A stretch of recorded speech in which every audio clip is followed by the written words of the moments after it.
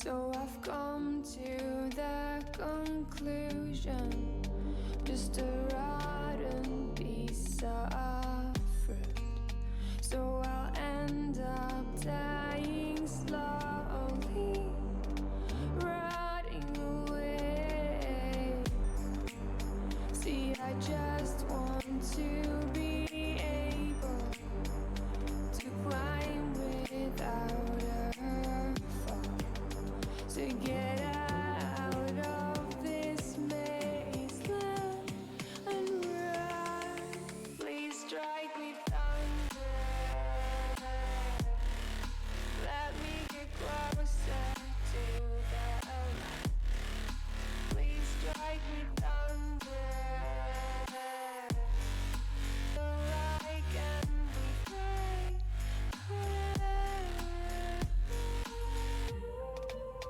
So I've come to the conclusion, I'm just one man amongst thousands. In this world I'll load them, sure they'll do fine without me. The chemicals in my head don't work as yours, 'cause every piece of road is a little bit of happiness, and every kind of load causes a little bit less regret. Please strike me thunder, let me get closer to the light. Let me go under the water till I can breathe free. Let me go up, let me go up, let me go up, let me go up, let me go up, let me go up. Faded in this dark and smoky room, way your face reflecting bright green, brights and blues. You know I kinda want to disappear with you, but I don't think that is what I would usually do. You know it's just like I felt the heat the moment he pressed his lips up against mine. Don't wanna fuck this whole thing up like I do every time. Fire is burning through this silence. I can't take it, can't control this flame we started. You know I'm fire in my heart, yeah.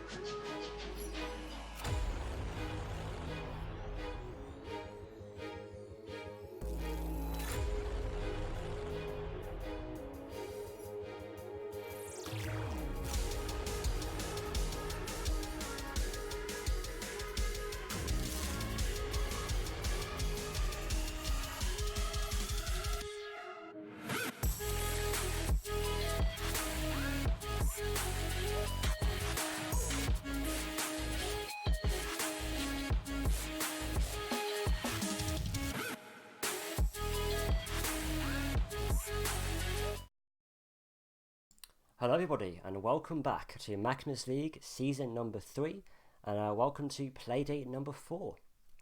For our first match of the day we have GGWP versus Polar Esports. We are just commonly getting the players into the lobbies and then we'll be starting we'll be showing you the map ban phase.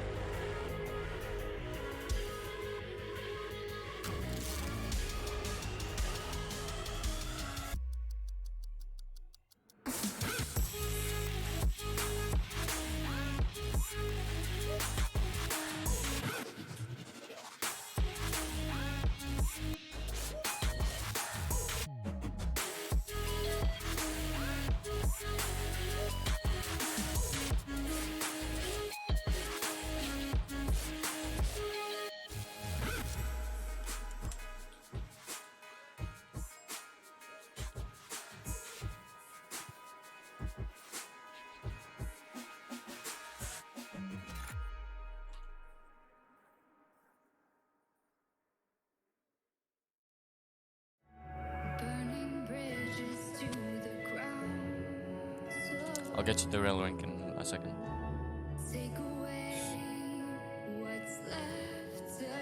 Yeah, I know, I haven't started the game yet. 60. Blinded by the ones I lost, connecting lines of which we crossed,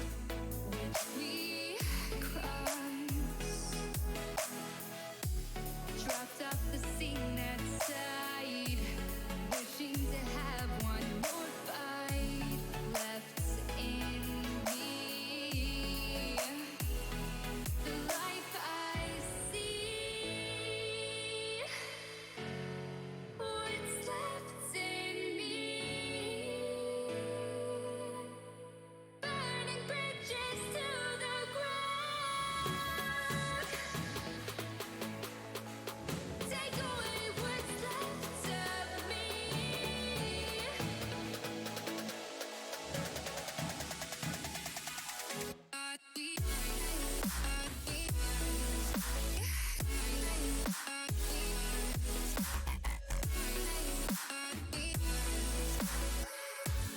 Burning bridges to the ground.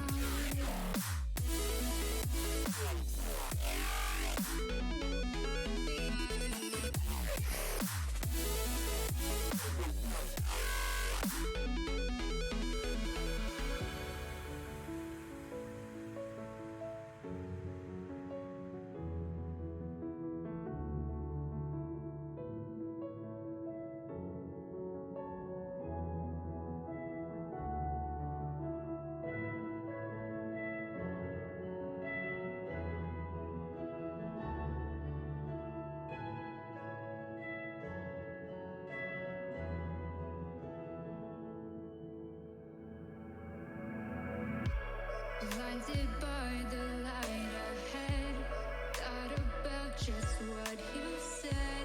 Connecting lives is what you planned. After all, let's take a chance. Turning dust into diamonds, turning love into guidance. A second chance, let us commence. That's what I left. The life I see, what's left in me.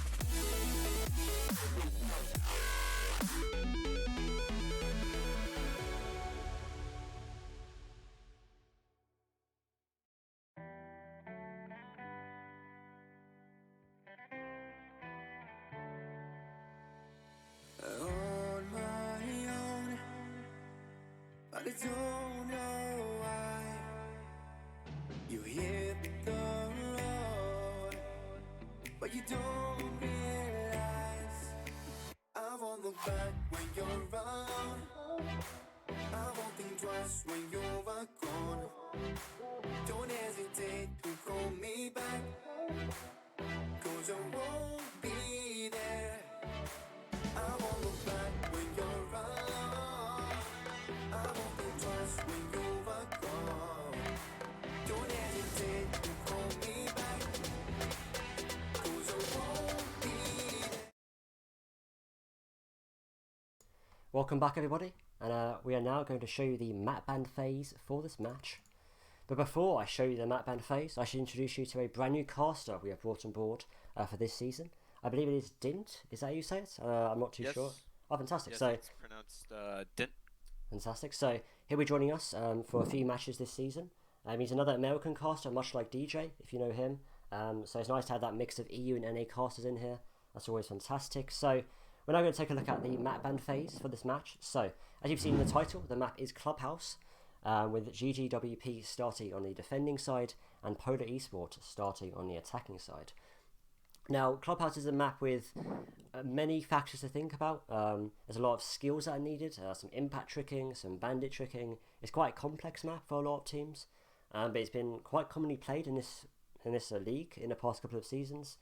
So we also saw some bans of maps like Cafe. A lot of teams just don't like to play Cafe, it seems. It's obviously a brand new map, so some teams just haven't developed strategies yet. It's a very complex map. You need a lot of strategies to defend on it and both attack on it as well.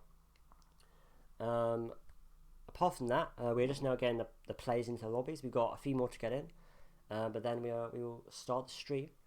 But Dins, do you want to say anything about the bans the teams chose? Do you think any maps should have been not banned, and maybe we should have played a different map?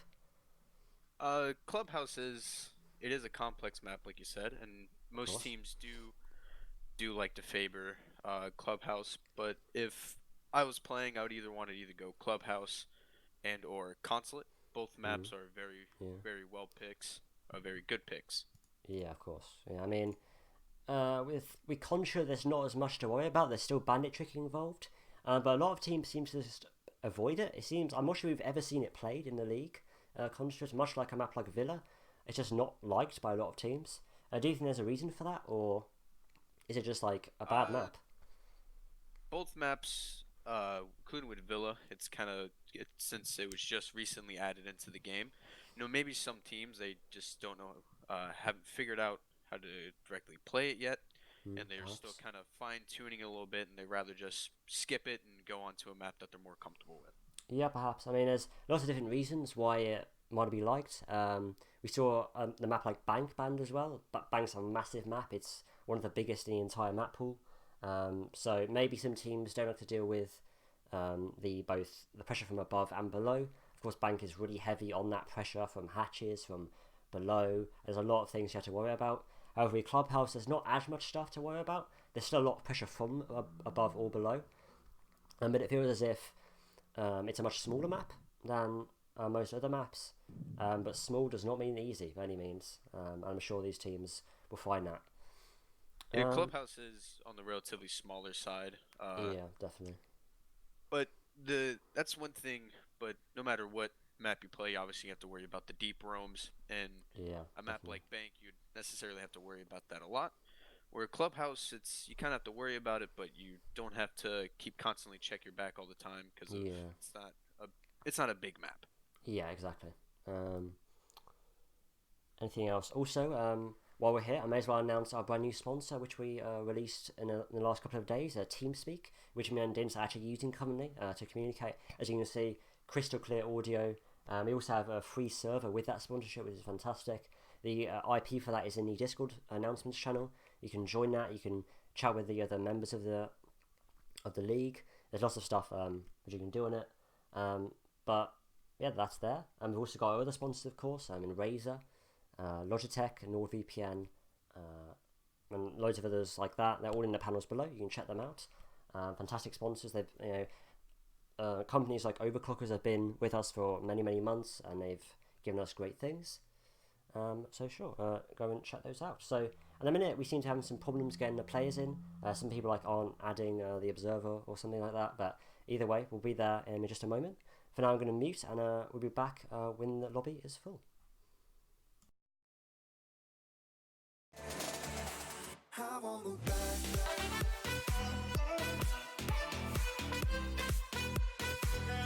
Cause I won't look back.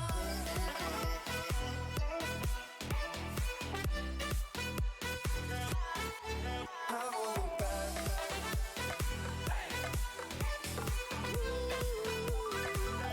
Cause I won't look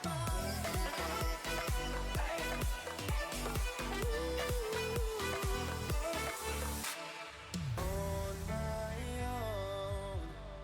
And I don't know why. She told me it's not your fault, but you don't realize that I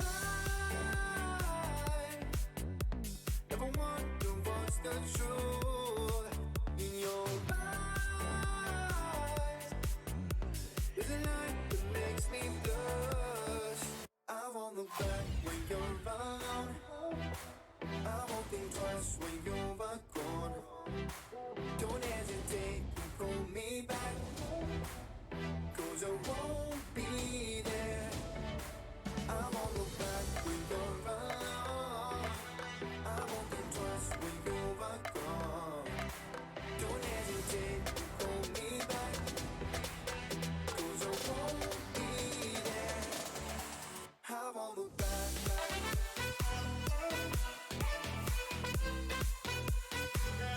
Cause I won't look back.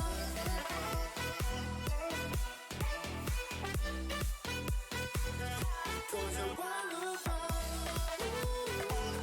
Cause I won't look back, baby, tonight. Cause I won't look back. Cause I won't look back.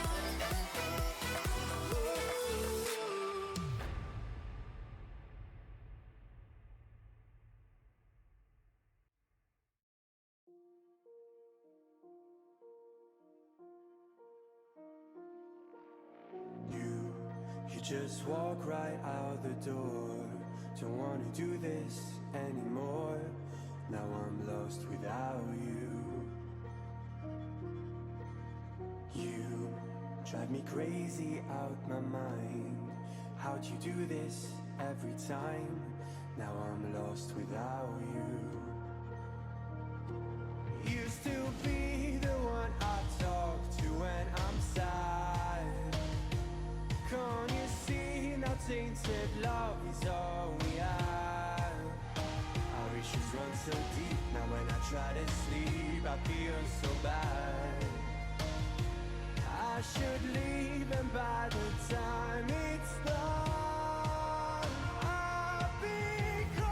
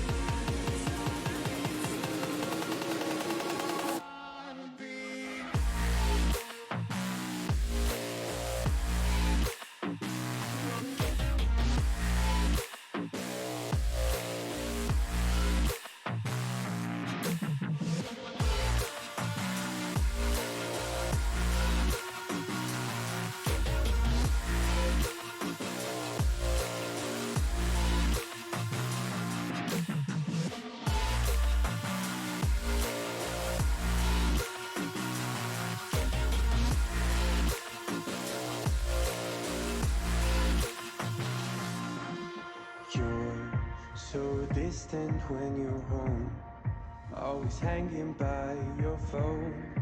Do I even know you?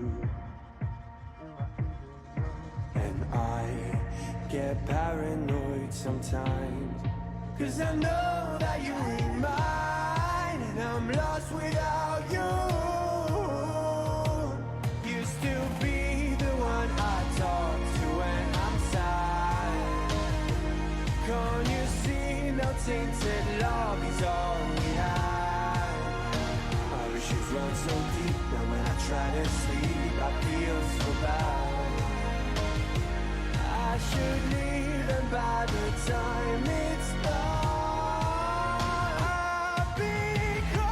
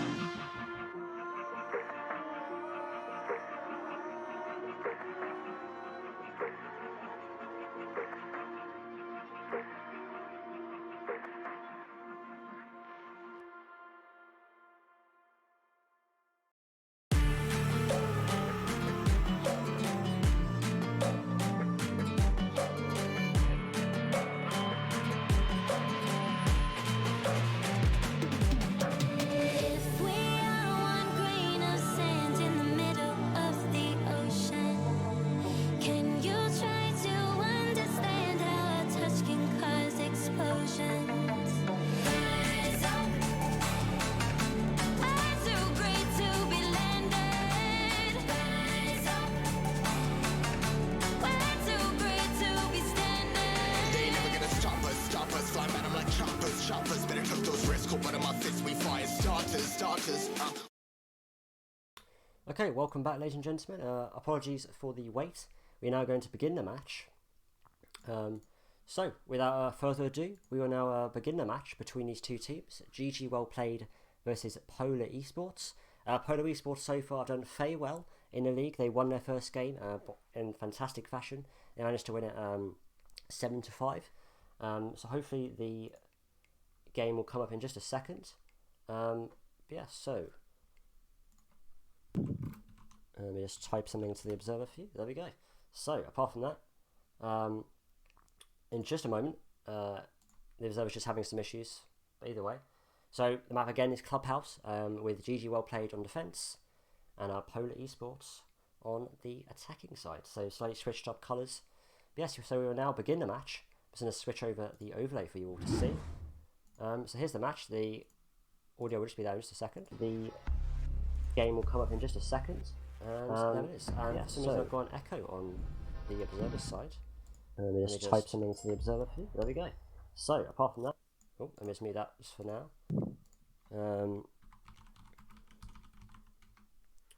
So the audio will be muted for just a second, but that shouldn't be a problem. So the first thing we'll go into is the operator ban phase. We'll also see quite a lot of controls here. That's going to be interesting. We were just about to see the first ban. I can't tell what it is from the looking over the overlays, but there were fake common bans on this map. Maverick's a fake common one, but you'll see Thatcher being banned for the first attacking ban. Very, very interesting, very uncommon, and much more commonly, we see that Maverick being banned on the attacking side for Polar Esports. Thatcher is a pretty good ban for anybody that's defending first. You know, gets that out of the way so you can easily or bandit trick the walls. Ah, I see. So it's more of like a counter to that bandit tricking, or a counter to it's a better counter. Next coming in is Kaid, it seems like. So there seems to be the combination of the Thatcher and Kaid. That's a very common ban. I'm just going to drag someone out of here, and then we will be able to hear the audio. Thatcher is a pretty good ban. Waiting on the last band here. Oh, First, that's not like gets out of the way. Maestro is a pretty strong operator with his evil eyes. Can so easily more take like a out counter gadgets. to So that it's a band pretty good tricking, or a ban. counter Yeah, to it's a better coming in here. Okay, let me just. Ooh, that seems a bit accurate. So there seems to be the combination of the Thatcher and Kaid. That's a very common. Oh, okay, so there's still echoes on the other side of the cleaner feed, but that'll be fixed in just a moment. But the audio will come back. But either way, so we're going to the first round here for these two teams, we're going to Church and Basement. And for the first site, some teams would choose to go to CCTV Cash first, but maybe GGWP have taken a slightly different approach. And can you blame them? I mean, these days there's so many default ways to attack sites and defend sites that some teams just choose to change it up once in a while. And it seems GGWP have chosen to do that here. So into the first round we go. Hopefully no echoes this time. Please say if you hear any kind of echoes from the side of the game. There shouldn't be any, so that shouldn't be an issue. So hopefully you hear the game now. That should be heard. The GG well played coming in with the Valkyrie, Vigil, Aussie, Jaeger, and the Echo. Echo always a very strong pick for any defensive site. Easy, really good for the plant denials and to keep people from not pushing it. Yeah, for sure. I mean, Echo's usually banned on most maps. He's just simply too powerful if in the hands of the wrong person. But it seems GGWP players don't care for that at the moment. They're just going to go with it no matter what. It seems like Echo is a more frequently banned operator than the rest of the operators, especially on the defensive side of things. Well, definitely. I mean, usually we see Mirror banned as well, but it seems these two teams here just are going with non-meta picks, which is great to see. You have to see some sort of variety in these teams. It's better than just the default bans and the same scores and everything. It's nice to have that change up every now and again. In the last match, Polar Esports actually came back all the way from 5-2 down to eventually win the match 7-5 against Esports Wales. A fantastic performance so far from Polar Esports. They clearly are the comeback kings, and no matter the deficit, they will hopefully be able to come back. But either way, now we are into the action phase. Oh, that's an interesting peek from the Vigil. The Buck breaking into servers, but we take out the Vigil, who for some reason peaks. I'm not entirely sure what the idea was. They just made a more aggressive peak to set the tone in this match, but it's not worked. That was a very good job to get the roamer out of the way early. Don't have to worry about any of those deep roams coming in and have to worry about getting shot from the back. Yeah, sure. We also see one more roamer, however. They got to deal with that, and as I say that, the Buck deals, or the Habana, sorry, deals with him very, very easily. Yet the Jaeger just needs to waste their time there. The roamers are simply not doing their job right now. The job of a roamer is to waste time, not to get kills, and they're just playing it far too aggressively. And that's all of the roam presence gone within about 1 minute of the round. Yeah, two very quick picks coming in from the Buck and Habana. Very good job to get rid of both of the roamers in Vigil and Jaeger. Now they just have to worry about the people on site. For sure. I mean, on the site it looks quite packed full of utility there. We see the Mozzie in blue with 2 ADSs, I assume to stop grenades. But it's a very nice setup there, but it's looking like here the attacks are pushing from the bar. Maybe they're looking to drop down into Moto and apply pressure from there. Very commonly most teams choose to breach the church wall. Where we see here the Capital rotating from the main stairs, stopping that that flank there using that Claymore, but the Thermos going to drop down into Moto. But again, there's no pressure. Commonly, the defenders, the remaining defenders even, is playing it safe. The Valkyrie in Arsenal, the Echo just behind the bar, and the Mozzie seated in blue. But they have to be fast here, these attackers. They only have 52 seconds on the clock. They're going to be quick At this here. point, GG well played just has to really play the waiting game at this point. Don't try to push anything. Let the attackers come to them. Yeah, I mean, there's no point in playing aggressive at this point. They have the 2-man deficit. There's time on their hands. And offense time is simply your enemy. And as we say, the Valkyrie completely ignores it and she peeks to her death. And the Thomas going to hit one more for his troubles. The Thermite, will get the pick up as well. Last man inside of blue. And there goes the Capital will get the kill with Polar taking round 1. A fantastic start there. A flawless round from Polar to start of this match. A very good way to set the tone here. With a flawless round to start off with. But these defenders simply just have to play more defensively. And we seem here to have some problems with the settings, perhaps. It seems here that Polar have switched over to the defending side within 1 round. That's rather interesting. So we might have to be a rehost there. I think it's meant to be like a 6-round switch. So we'll just go to a rehost now. But there's quite a bit to talk about already. A lot of teams especially we see GG well played here, is not playing the best Siege at the moment. They're not playing as they really should be. There's far too much aggression coming out, and that will have to be fixed later in this match. But for now, we will go to a tech break, as that match will have to be rehosted. Either way, so an interesting start we see there. Some real mix of aggression. I'm not entirely sure why GGWP played the defense like that. On Clubhouse, you can play roamers so well, but they're simply not playing it well enough there. They're playing far too aggressive. We saw the visual there within about 30 seconds. Peak is to his death on the CCTV wall. He simply could have kept in the same spot and probably killed the Buck in the process. But And also the Jaeger to me looked like he got a little too aggressive there. You know, he should have just stayed back, laying behind the bed there, and could have easily gotten at least one pick out of it. Would have at least gotten the trade off, or that the Jaeger should have fell back a little bit and kind of hold the angle onto the stairs, and kind of try to slow down the Hibana and Buck rushing it. Sure.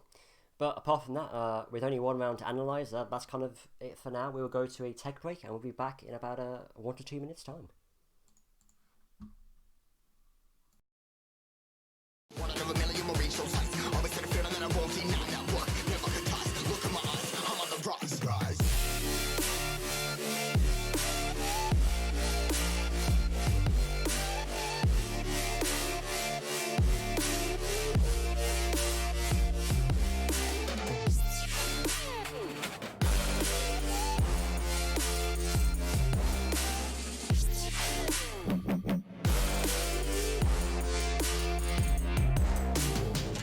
Rise, cutting my size, trying to make sense of it all comprised. Your eyes, spinning these skies. I was stuck down, feeling paralyzed, but I'm up now. We all too late to fall. Yeah, anyone coming up, I left them all. Never look down when it's risk involved. I got guts, got a lot, I gotta wish it all. Ain't got no feelings, we just floating.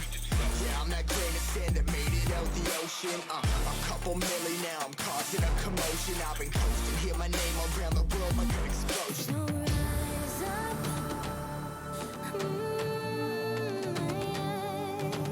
rise up.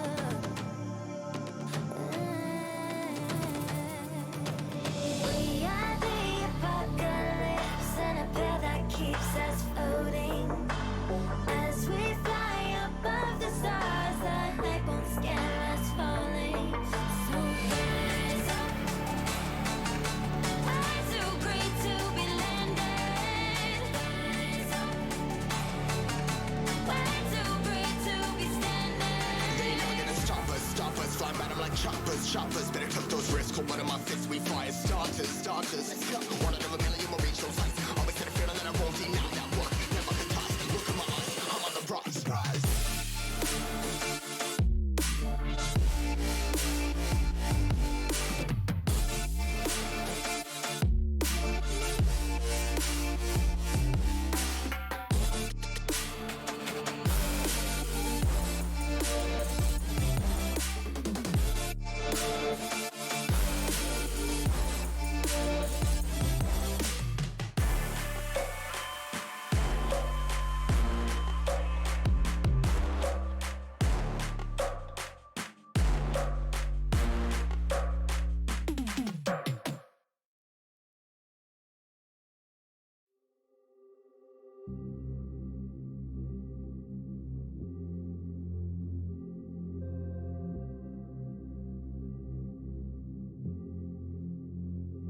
Everything falls into place. The minute you leave and give me space. I wanna know how it feels to live and let go without being put in my place. I'ma just dive right into the wild side.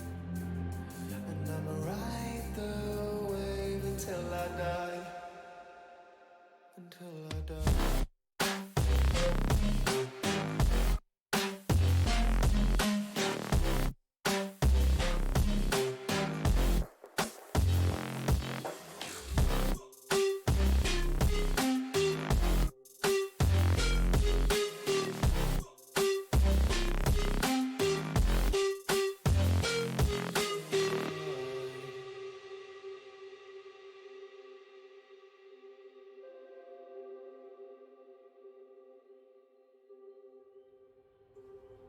My skin is cold, as is my heart. I'm falling apart with a smile. My bridges are burning, I'm holding the match. I'm ready to fall, will you catch? Dive right into the wild side.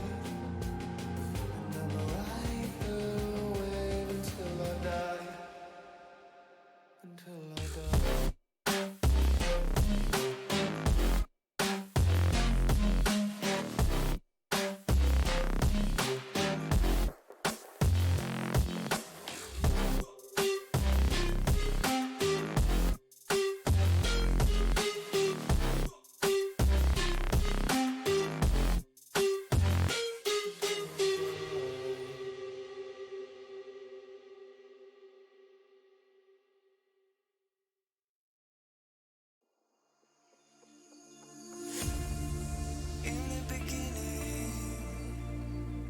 was time,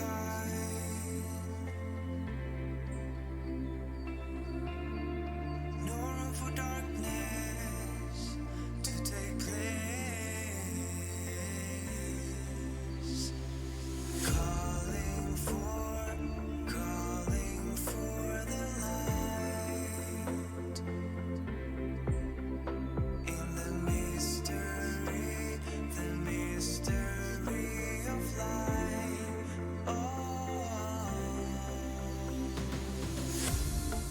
Every night has come to this. On every star we'll make a wish. All my life I fought for this, a new beginning.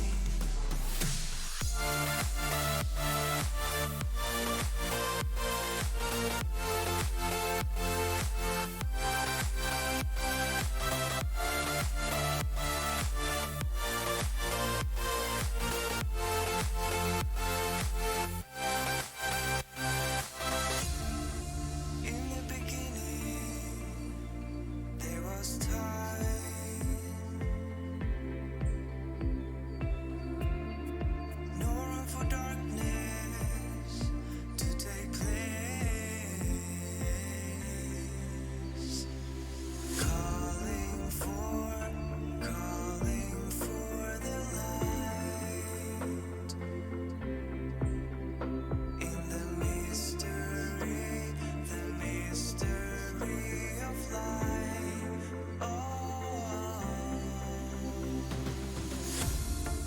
Every night has come to this. On every star we'll make a wish. All my life I fought for this, a new beginning.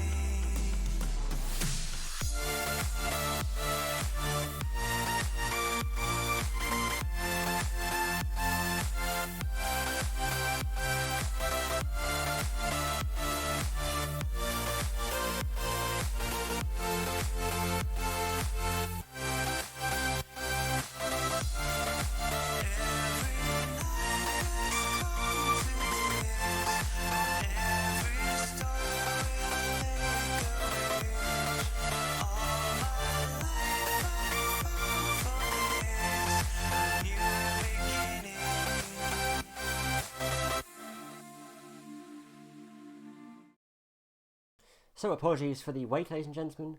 We will now get back into the game. So we will now resume the game. As we started off, it was currently 1-0 to Polar Esports going into round number 1. We saw quite a disappointing array of events from GG Well Played. But yeah, we will now begin from where we left off. And it was 1-0 to Polar on the attack. Some would argue this map is more defender-sided, but it's all down to kind of personal opinion, really. All I have to say. In my opinion, Clubhouse is a more attacker side. Whenever I play it, I really enjoy being on attacker side. It feels like you can get in and out pretty easily of the sites and into the building itself. It really also depends on what site you're defending or attacking. Like the downstairs basement site, I feel like the attackers have a slight bit more of an edge because they can attack from a lot of variety of angles and different locations.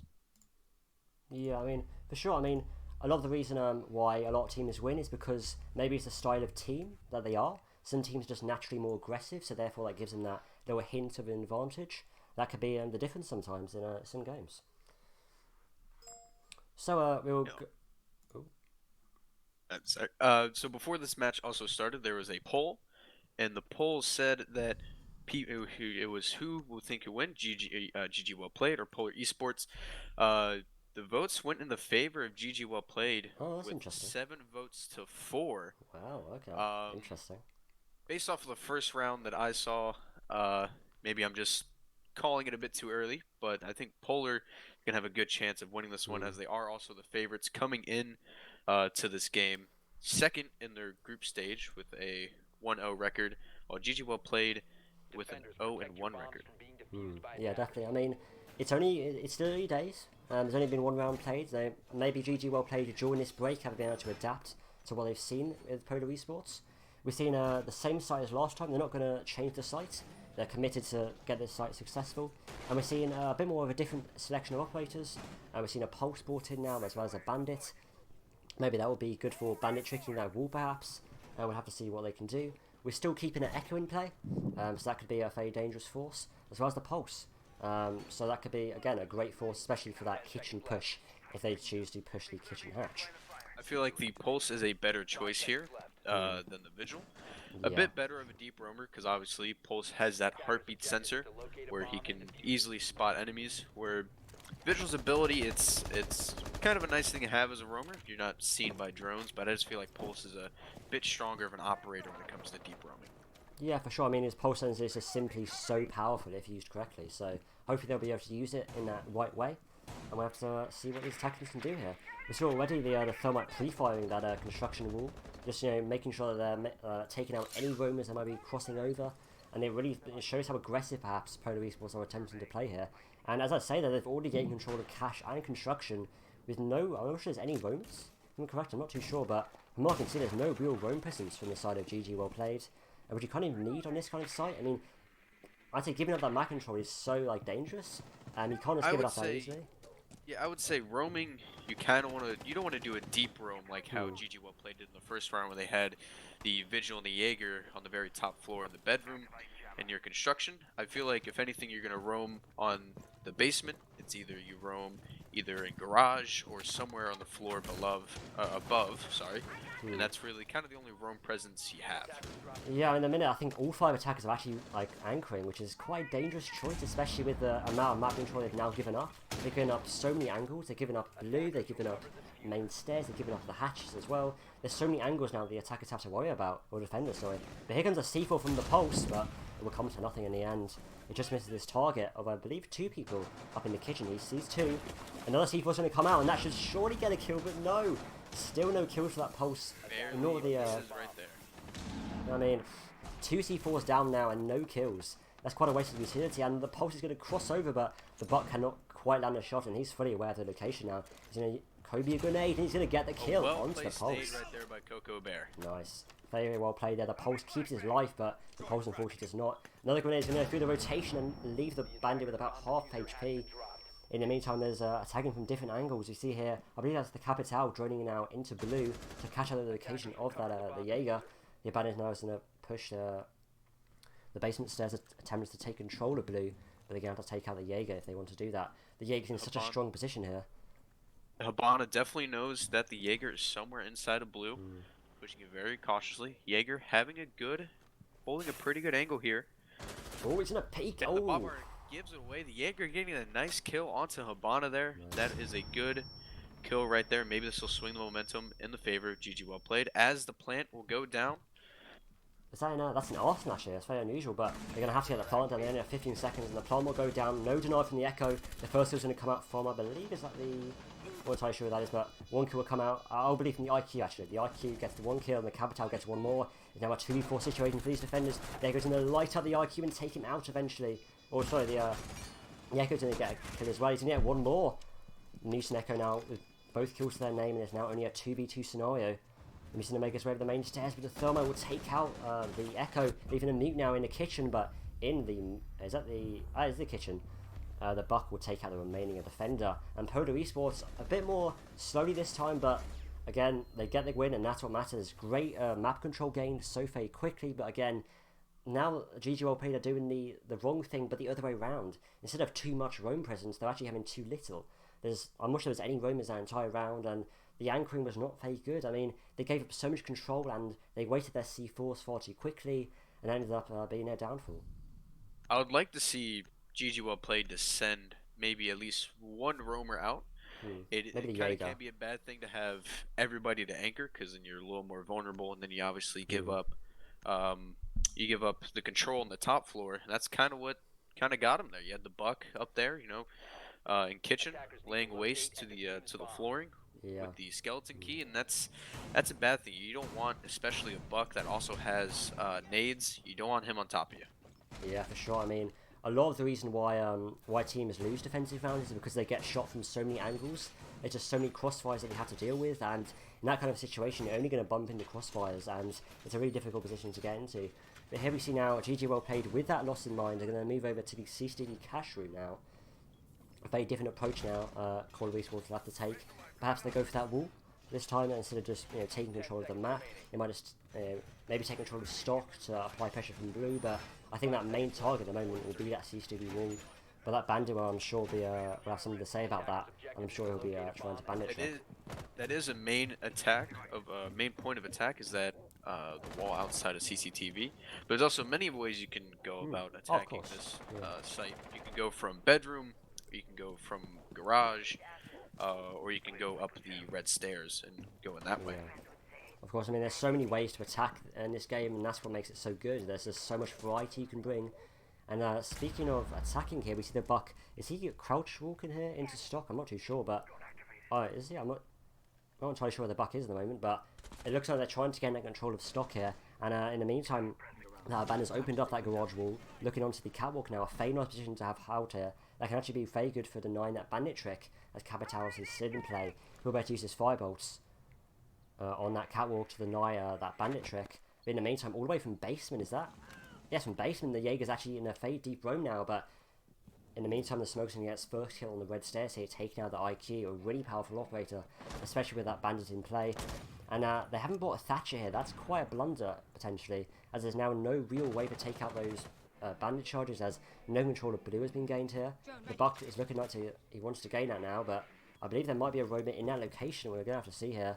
The Jaeger, last time we saw him, was in the basement, but now...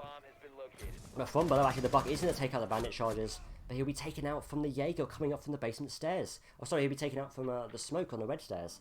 But that Jaeger is still alive all the way down in the basement. Very nice roaming here from the GG well played, and that gives him the 2-man advantage. Now Thermite will open up the CCTV wall. Let's see if he can get a pick here onto somebody into sight. That's the IQ. As the Habana picks up a kill as well. Oh, she's onto the catwalk already. This is on impressive. the Echo, it seems. He'll push up onto the catwalk and see if she can pick up one on the site. But see here, the bandit's just playing it safe. He's not peeking. He's trying to keep his life here as long as possible. But in the meantime, the Jaeger's actually making his way into garage. He might be able to apply some pressure from that location. We're going to have to see here. Whether the Jaeger can get behind here. This will be some huge kills coming in for GG well played. As Polar will get the bomb plant down. Diffuser down, sorry. As the Bonnet picks up another kill up on the bandit. Yeah, it's a bandit, yeah. And but one more kill from the Smoke there with the shotgun in hand. It's now going to be a 3v2 situation. They have the advantage, GG well played here, but the attackers are in such good positions, but being pressured from catwalk, but the bandit will take out the Valkyrie. That's the and a kill from the Smoke is 4th of the round now. Let's see if Hot Dog can pick up the ace here as the Capital, as they'll go for the defuse. Capital laying some shots down, gets the denial, and what a nice kill. Gets a nice kill onto the Jaeger, as Polar will win their 3rd round of the game. That's 3 in a row as well. That's already that 3-man advantage. Momentum is surely in their favour now. Some great attacks there from Podo Esports. GG well played were playing so well there, and they had such good roaming presence, but they just wasted it so quickly. It seems in the post plan they kind of panic. They don't really push as they should do. The Jaeger could have easily pushed up the red stairs there, and the Valkyrie could have pushed maybe through a C4 from below. I believe she still had her C4 by the end of the round, and the plan was just so easily able to go down, and there's no real presence being applied from the Echo. His drones seem to be nowhere to be seen. Perhaps they're being taken out by the IQ. And speaking of IQ, she's actually been picked off now for the Zofia. A very interesting choice there, but again, it does kind of a similar job, you could say. But again, that sense is such a good advantage to have when finding those Echo drones. Because Zofia, again, is great for that pressure from below. Obviously, that lifeline can be great for soft breaching. And but that shouldn't be a thing she has to worry about on this site, as the defenders now go up to gym and bedroom for their 4th defensive round. GG well played, switching up here a little bit, keeping it pretty much the same throughout the entire game so far, but instead they're bringing the castle in onto this objective. Castle, I feel like, is a pretty good pick here. Yeah, that's for sure. You have the reinforced barricades, make it a bit harder for the attackers. And then Polar running basically the exact same operators except the Zofia instead of the IQ this time. I mean, it seems like the attackers just their strategies they're running are working, so why change them? We see a very common or like lurk almost of the cash room from 3 defenders here. I'm sure that smoke will be looking, or not smoke, sorry, but maybe one of those defenders will be looking to impact trick and cash wall. It's a very common thing for defenders to do. But it seems here from the other side of the map, the attackers are from the west side, in fact, looking to gain that control first. But as I say it, the Bucks actually gain full control of servers with your banner just nearby. I'm sure they'll be looking to breach that wall, but that caster is going to have impact grenades looking to stop that breach. Yabanna's going to place down her X-Kairos onto that cash wall. Oh, maybe she's not. But in the meantime, the very nice opening kill there from the Capital all the way back in construction. He's going to take out that bandit who was, I believe, crossing over from main stairs. I'm not too sure, but he's dead either way. Oh, is this a peek? Oh no! That could be a mistake, but the Capital cannot quite land the shots, and the smoke will very, very luckily keep his life. The smoke getting away there. Very lucky they did not get picked off there by Thomas. Very, very lucky indeed, and in the meantime the Bucks are getting full control of servers and attempt to breach that wall, but the impact tricking is doing really well here. From the castle, the breach is going to try and go down, and now there is actually holes in that castle from the threat from the grenades thrown by the Bucks, sorry. Now the castle is seated in construction in a really nice position here. I believe he's on top of the little table in construction, but he's in a really good position here. The Bucks are going to probably another grenade through into cash. That's going to, I believe, damage that wall. No, it's not. He's going to push in nonetheless and not drone himself in. And the Capitat on the castle will get some hits off, but he'll be taken out by the Buck. Another one in the process as well. Nice. But a refact from the Valkyrie. There it is. There's the cleanup coming in from the Buck. And also the Valkyrie's been down in the process. GG well played, dropping like flies right now as it's all left up to Hot Doggy here to clutch the 1v4. Get the kill onto the Bana. Nice kill here. Turns around, not quick enough. As the Capital will get the kill, securing the 4th round in a row for Polar. Very, very nice. Again, they're gaining that control really, really well here, especially from these different angles. I mean, the angle the Capital was holding there on the main stairs was very uncommon, and it's very rarely seen at this level of play, but they've done a great job there. In their 4th consecutive round now, 4-0 lead on attack as well. Similar to say that's very, very good. Especially with defense being so, or attacking rounds being so precious. Or when we see a blitz pick from the attackers, that wasn't a random pick either. Jules actually picked that purposely. I'm not sure whether it will be sick picked here, but I believe it will be. It will be sick picked off that IQ. But let's focus a little bit on the kill counts currently for the 2 teams. Hot Doggy doing pretty good so far for GG well played. It's just the rest of the team kind of needs to start stepping up a little bit because he's going, what was it, 6-3 so far in 4 rounds of play, playing really well with that smoke. Yeah, definitely. I mean, we see a bit more of an equal spread of kills on the Polar Esports side of things. Hot Dog's just really dominating with his team, and you just can't have one person dominating. A whole team has to be, doing well in order for a team to win, especially in the competitive scene at the moment. One player can definitely make the difference. I'll have to see whether that is changed now. But it seems here GG well players are not playing their best here, and will have to change up their strategies if they want even to gain a single round in this match. As they go back to CCTV site here. Yet again, same setup here for GG well played with the Jaeger, Castle, Bandit, Smoke, and Echo. And Polar running the same setup as well as they've been running this entire game so far with the Thermite, IQ, Capital, Echo, and Buck. Definitely. I mean, the Bandit's looking to Bandit trick once more. I think last time we saw it fail. We just saw the pressure from below from the Buck working so well, and there's no... sorry, there is a little bit of roam pings actually in blue, but they're giving up control of stock already. And that Buck's in the applying pressure from below. Yeah, if the Buck can really take care of those Bandit charges, it'll be a pretty easy clear out here for Polar. But, I mean, the Bandit charges cannot be taken out unless they gain control of Lounge, however, and the castle is coming seated in there. The castle Balcony will be taken out and access to Lounge will be given, but they will have to take out the castle, but from where? Oh, from above! The Smoke using the Buck's own vertical pressure to his disadvantage. That's a fantastic play there from the Smoke, and that just shows why Hot Dog is coming the star player for GG well played. So far, that is his 7th kill of the game. Very good map awareness right there to use the Buck's own destruction against him to pick up that kill. Definitely well played. We see a few more roamers coming. We see the Jaeger and the Castle coming seated in Bar and Lounge, and the attackers will need to take care of them to finish the round. GG well played playing this so far. Pretty good. They have good roam pressure. They have good roam presence. And let's see if they can close it out here as they're up a man here. They've had to be a little bit faster at the moment, or the attackers, sorry, have to be a little bit faster. They have the deficit and they already have half their time gone. 1 minute 15 seconds on the clock. They're going to be a little bit faster with how they push now. It is simply, at the moment, it seems like holding angles. They're like droning a little bit too much, but I mean, they need to, and there's so much roam pings right now. And that thermite charge will easily be taken out by the bandit. That's a great job there to secure the cash room wall. Very good job coming in from the bandit. This thermite will try it again, waiting to put it down. Oh, he's throwing flashes this time. That's a much better choice. Oh, I see here the double hard breach. Habana charges down as well. Nice. And the castle, sorry, will get the kill onto the IQ. Bandit looking to throw the C4. If he does, he gets an easy kill here on the thermite. But he's going to toss it there. He's just waiting for the call from his teammates, but the smoke will peak and nearly lose his life for it. The C4 is continuously being ripped here, and the thermite will be fully aware of that, I'm sure. And now he's just backing away, trying to keep it, excuse me, his life. Does the Echo will also get a kill here, as the bandit will get taken out by the thermite here. They live now in a 2v4 situation for the attackers to deal with. 15 seconds on the clock. They have no choice but to push into the site, but there's so many angles to deal with from red stairs. The castle will get, I believe, his 3rd kill. The Habana picking up a kill as well, lighting up the castle in the meantime, as the diffuser will go down. Will GG well played stop it here? No, and they will. GG well played finally picking up after 5 rounds their first win. Maybe this will finally be the swing of momentum they've been looking for. For sure. I mean, we saw much better use of utility there. We saw the Echo Drone being used there to deny that final plant.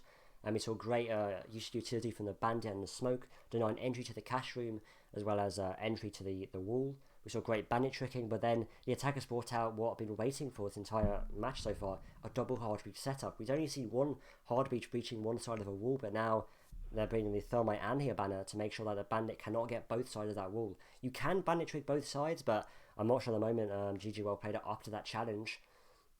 And it's kind of hard to bandit trick 2 walls at the same time. Definitely. Yeah, I mean, it requires a lot of skill and a lot of practice, but maybe it's possible. We'll have to see. That was a good play there by Polar to try to get both of the hard breachers onto the same wall, because it kind of worked out for him. Yeah, it did. But yet again, GG well played, playing that round very well, and finally picking up a round here. Nice. So the score's in at 4-1. Quite a bad deficit to be in, especially at this stage in the game. The Switch only 1 round away, so they will at least have that 4-2 deficit if they are to win this round. But it's still perfectly winnable for these teams. We've seen comebacks from 5-2, so I'm sure we can see one from 4-1. We'll have to see. We've seen a new addition to the defensive lineup here. We see his Mozzie now being bought by the defenders. A very nice pick.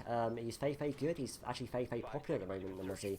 His kit is just simply so good in so many different situations. He's got a shotgun, he's got C4, he's got everything he needs to be an efficient defender. And that's simply why he's so popular. Oh, and that's an attempted spawn peek from the Mozzie, and all his utility is now wasted, and he'll be taken out immediately by that thermite, or by the thermite, sorry. That was a pretty good pick coming in from Adam there. So going on to the attacker side, the attacker switching up to a new operator into the mix, Jackal. Jackal is a pretty good pick here, as the last round, Polar had to deal with the heavy roam presence, and maybe this will help him eliminate some of that roam presence. Yeah, definitely, especially with Jackal being banned so commonly these days. It's great to see some variety of bans, and now that Jackal's going to be in the play now, it'll be definitely a nuisance to these roamers. I believe there's only one, or if there is even any, I'm not entirely sure. The only one it seems like is the Jaeger. Yep, as the Jackal will start to track him here, and the Jaeger, if he was smart, obviously he is right now, will start making his way back to the site to be a little safer around his teammates. But now his position will be very known. Obviously, with that tracker now scanning him once more, they'll be fully aware that he is in Moto, and the Jackal's being given full control of Bar. They will have to use that thermite to breach that bar hatch or the Habana, one of the two. That'll be a great control to drop into Moto and apply pressure from there. Okay, use the Habana charges on the bar. Excuse me, on the bar hatch, trying not to waste the thermites to blow a bigger hole into the wall. And as the pulse C4 will come in and just barely miss, or did it? I down think it the injured buck? the buck, actually. I think it just about injured him, but it wasn't quite on target, but it was on target enough to injure that buck, but he will be able to be revived by his teammate off the Abana. He will now only be at 20 HP, and another nice refrag there from the pulse on towards that kitchen hatch. Taking out that buck now, finally. Pretty good pick coming in from the pulse here. See what Polar is gonna do here. If they're gonna try to make the push from the blue stairs as they are, as the Jackal and the Bana are starting to push down blue stairs. As the smoke is holding the angle there, let's see if he can hold them off. He's in a really good position again. We saw the Jaeger in the same position earlier in the match, just behind the generator, and he cannot be flashed out. They've got 2 ADSs on the generator. Abandon, that's not going to work. All the flash grenades are now drained. No flash grenades in place, and another one will be chucked by the thermite. And finally, all the ADSs will be burned, but the last frag grenade, or flash grenade, sorry, from the thermite will finally flash away that smoke. But that's the only one that will be able to do any damage. And then the thermite's going to be straight back to full vision and be ready to control the blue Habana stairs. pushing up here in blue. The smoke will peak, laying down some shots here. Always been As pushed from Hot multiple Dog will angles. get dropped by the thermite here. Thermite picking up a second kill, picking up the third onto the Jaeger. Let's see. And Capitao picking up the last kill as Polar wins another round. Fantastic there from the defenders once more, pushing from multiple angles. You saw there the smoke being pushed from 2 angles on the what's it called, the right hand side and straight ahead. That's denied any kind of kills possible unless he got 2 headshots very quickly. It was very unlikely he was going to do anything in that kind of position. The Thermite there did a really good job picking up those 3 crucial kills that helped Polar win that round. For sure, I mean, even though like Thermite is a support operator, so you wouldn't think of him getting many kills, but Adam here is showing that support players don't mean no kills at all. I believe he might even be top fragger currently for GGWP. I'm not too sure. Maybe he's taking over Hot Dog now, or taking over his previous teammates. I'm not too sure. And we'll see. I mean, we start off with that spawn peak denial. Very strange to do with the 4-1 deficit. I mean, to bring out spawn peak with such, because Polar was commonly so confident, and they're simply going to be checking those spawn peaks left, right, and centre, and it's simply not going to work. Yeah, I don't get why the Mozzie did that, because it's obviously a higher risk, high reward type situation there, but I just don't see why you would just throw your life away. Plus, with Mozzie being as strong as an operator, both with his gadget and both of the P10 Ronin, and also the Commando 5, I believe it's called, if I'm mistaken. But I don't know what gun he was using, but both guns are really reliable. I just don't get why the Mozzie would throw his life away like that. And especially with no ACOG, it's even more of a challenge to peak with a holographic sight, which I believe the Mozzie was using. It's such a weird decision to do at this stage in the game. We'll see here the defenders go to the basement for their first defensive site, bringing a face similar setup to what we saw on the GGWP play side of things. They're bringing that Jaeger, they're bringing that Echo once more. But see here, already there's a lot more utility being used here. We see the impact tricking being repaired, and I believe for the Legion, you would think, he's the only one with impact grenades on that defensive side. Yes, Legion, I believe, is the only operator on the side that has impacts. I definitely know Mute has a C4. Yeah, and Smoke recently with the recent patch got his impact grenades removed, so he's going out to make those holes with the shotgun, but he would have no place to deny that breach. But at the face start of the round, we see already the Jaeger taking down to about 25 HP. Early on, again, there's a little bit more aggression coming out from Polar now, and it's not so good in the moment, especially with that such great lead. You shouldn't just risk anything, you should just play your game, you shouldn't change up anything to make things go your way. You should just play as you've been playing, and I'm sure it'll work. But Jaeger, again, is not doing that currently. Yeah, the pressure coming in from Polar here, almost getting, like you said, the pick onto Jaeger. If they can get rid of the Jaeger, they'll be in some pretty good shape here, as they won't really have to worry about much of a roam presence anymore. So the Jaeger here already making its way up the basement stairs, looking to be a bit more aggressive onto the lounge area. And we see, I believe, support right behind him from the Echo, maybe? I see the, or maybe, or perhaps that's his own laser, I'm not too sure, but... Oh no, we see the smoke with him, actually. He's putting him a shotgun in hand, ready to refrag if the Jaeger ends up dying here, which he phased. He could here. Oh, someone's going to run straight past this window, and the Jaeger has a fantastic chance to run out here and get a free kill, but he's just going to play it safe. I feel like in the Jaeger situation right here, yeah, you just play it safe. You just hold this angle that he's holding right now, and just wait for them to come to you. You don't have to do anything fancy. Oh, that's an oof there from the Bark. His grenade's going to bounce back against him, and he's going to be bounced back into the southeast corner of the kitchen. But he's in a great position here, able to apply that pressure. He's going to break down all the possible walls he can. And he's in the impact tricking, I believe, worked out there. I'm not too sure, but the X-Kai's is going to go onto that hash. Will the impact tricking come out? It will do, but will be unable to eliminate the X-Kairos. It seems that impact tricking on that kitchen hatch is so unreliable these days. And it has not worked in that location, or on that occasion, sorry. It hasn't worked so far, and Habana seems like she's pushing behind this Jaeger here. Jaeger has to be careful as he'll move back onto site.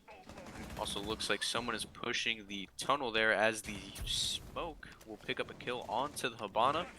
It's a very big, crucial kill here. Also, the Capital very weak. Then there goes the Buck and the Capital at the same time. Nice. Great use of utility again. That smoke using his canister to his advantage. And that leaves them down the 3-man advantage. And one more from the Jaeger. That's his second on the round. Jaeger will get 2 there, downing the Thermite and then pick up the kill onto the IQ. GG, well played. Going into the swap, picks up another round. That was very well played by GG, well played. For sure, but and that now gives Polar match point already in round number 8. They're looking for a 7-1 victory here to dominate their group, and they're looking very strong at the moment. We see now, with that loss in mind, we will see the defenders go to gym bedroom. You would think they choose to go to CCTV and cash, but perhaps they think that's not going to work. But it seems here they will go to gym bedroom nonetheless, bringing that castle once again, as we saw on the GG well played side of things. I'm sure that castle will be great for denying their impact tricking, and I'm sure they will bring a shield to deny the Twitch drones, or any kind of drones coming in. And the Twitch will actually be 6-picked into the Buck. Probably, I mean, you can technically use him. Maybe Twitch is a better choice here, but the Buck, as you saw Polar play the Buck, did really well with getting top pressure applied. But either way, both are pretty good operators to pick in any situation. I mean, for sure. Again, the Buck can be used in the same way as the Twitch. In fact, the Buck can eliminate the Bandit, in fact, whereas the Twitch can only take out the charges and perhaps apply some damage to the Bandit. I'm sure that Buck will be great for throwing his grenades in to apply that pressure onto the Bandit, but we see here, as expected, the Castle's going to place his barricades on the gym door, and I assume the gym window as well. Yeah, and the gym window, it seems. And the Bandit's actually going to break the Castle barricade down to about 5 points, and that's actually a really good strategy. Because as you know, there's 12 hits on a Castle barricade to break it, and if you break it a little bit more, the attackers will be, or they won't be expecting the Castle barricade to break so early, and that could be into peeking in and risking their life. That's actually a really smart strategy there from the Bandit, especially this later on in the match. Yeah, it's pretty good idea there. You could easily get a very easy kill out of it. But if the attacker's ready for it, it can also kind of backfire and blow up in the face of the defender that's on the other side of that castle barricade. Yeah, for sure. I mean, it's kind of another high-risk, high-reward situation. You can get a kill for your team, but you can also risk your life. It's kind of a 50-50 chance. A lot of teams, I mean, bear in mind the attackers will also have to gain control of gym in order to break down that castle barricade, so there's a lot more work ahead for the attackers to get in that situation. Here the Buck on the roof trying to see what point of entry he wants to attack from. Is there a shield there next to the Bandit? I'm not too sure. I believe there isn't. But a grenade's going to go in and take out the Bandit. What a kill. And then Jaeger gets the trade. It kind of cancels out there as it's down to 4-4 here. Nice trades there from both teams, but I'd say the operator being killed is a lot more costly on the defending side. Now that wall will be easily opened up once the Bandit charges are eliminated. And we see now the Legion playing in that gym, denying access from that location. Is going to place a goo mine on the gym window, and now the Thermite's being ready to breach that, open that wall, and the Jaeger will have nothing to do about it. He's going to sit there and evacuate down the main stairs, but in the meantime, another great kill there from onto the castle of Choco Bear there, who's going to kill, I believe, onto the Buck. Yes, the Buck, and it's now a 3v3 or 3v4 situation. Yeah, Polar still has a pretty good setup here. Really trying to deny that Thermite pushing in from the wall there. The smoke doing a good job of keeping them back. Yeah, for sure. I mean, already the utility being used there by the smoke, and the Claymore from the defenders will take out the castle, and it's now a 3v3 situation, 1 minute on the clock. We see Jaeger here making the push behind red stairs, but the Capital ready for it. Gets the kill onto the Jaeger, as Thermite will also get the kill as well, leaving only the Legion left by himself, laying down some couple shots, taking some damage here. As the Thermite will push in. That timing, He's just going to miss him as he runs in, but the plant is now going down. But is there any cover from the attackers? I don't think so. And from behind, the smokes and the thermos and they're taken out. The diffuser now dropped in the 2v1 situation. 30 seconds on the clock now. The attackers will have to push in and take out this Legion. But the Cos is going to plant in roughly the same spot. But he's aware of the Legion's location. But he's going to rotate through bathroom. Quick here. As doesn't see him and gets killed. That's unfortunate, but it's great positioning there from the Habana to hide behind that pillowcase, but she was completely unaware of the Legion. And that is some interesting reaction times there as well, but either way, the win is a win. GG well played now. The score's in at 6-2, but still match point to Polo Esports. I'm surprised there that the Legion did not see the Habana there, as you could see a part of Habana hanging off from the mattress. So very surprised that the Legion did not get the kill there, because I feel like if you got the kill there, it would be a little bit easier to go after the last kill and potentially would have won the game there. Potentially, I mean, currently the hard beach is looking at Thomas on the Polar side of things on 8 kills to 3 deaths, but Hot Dog still with 7 kills, but now 7 deaths to his name. He's currently solely carrying GG well played. At the moment, they've only won 2 rounds right now, and they will have to win 4 more if they want even to get a point from this game. As now, as you know, league matches cannot end in they cannot go to overtime. So now, Polo Esports are guaranteed at least 1 point in this match. But GG well played do have a chance to gain 1 point to make it a draw, but it'll be a very unlikely thing here. But they would have to pull something out of the bag, and it's definitely winnable, especially with the state of the team in that last round. But it's a long way here for GG well played. I feel like GG well played here after winning that round. Hopefully that is a good momentum swing coming in here, as hopefully they can pick up this next round, because they played that last round very well, pushing in very good and getting the kills that were necessary. Yeah, definitely. I mean, I say if they can repeat that over and over again, I'm sure we can see some great things and potentially a fantastic comeback. It will be the best comeback we've seen so far this season, I'm sure, in all 3 seasons of Maximus League, but we'll have to see what GG well played can do here.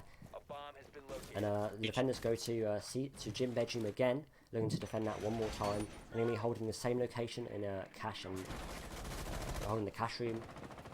I'll have to see whether the attacker's pushing that location this time, or perhaps they're going to push the wall once more. Already a difference in attack here from the IQ, looking to gain control of Strip Club, and she could do great things here. If she spots that the pool hatch is actually open, she could apply great pressure to the attackers, or defender, sorry, in the gym. Well, what a... And as that's an angle. Smoke put some damage into the Bug, but the Bug seemed to get the nade off. The Legion coming in with the kill onto Hot Doggy as a crucial kill. They're getting rid of the IQ. Again, I mean, the IQ died first last time. We've seen that quite frequently so far in this match. Maybe the IQ is just playing a little bit too aggressively. I'm not too sure what the problem is, but clearly something's not quite working in that location. Yeah, Hot Dog started the game off very hot. Was 7-3, I believe, at one point, but now 7-8, kind of falling off a bit. Yeah, I mean, he's kind of he's playing a little bit too aggressively. Maybe it's just part of the frustration of losing at this stage. You know, their team could be doing so much better, but... And as we say that the actual X-Kairos will be shot down as the castle successfully impact tricks half of those X-Kairos, but cannot take them all out. And a nice refag there from the Habana, but one more kill is second of the round now. Thomas with 10 kills to his name as we go into this potentially final round here. GG well played are in a 4v3 situation and this match on the line. That was also a very good trade-off there. They did down the Capitao, but the Capitao was picked up by Habana. Capitao now only with 25 health. See if well played can make a good push here. They are set up pretty nicely here. They've got some nice crossfires here from multiple angles. They can have a crossfire on that bedroom door, but it seems here they want to just take control of construction.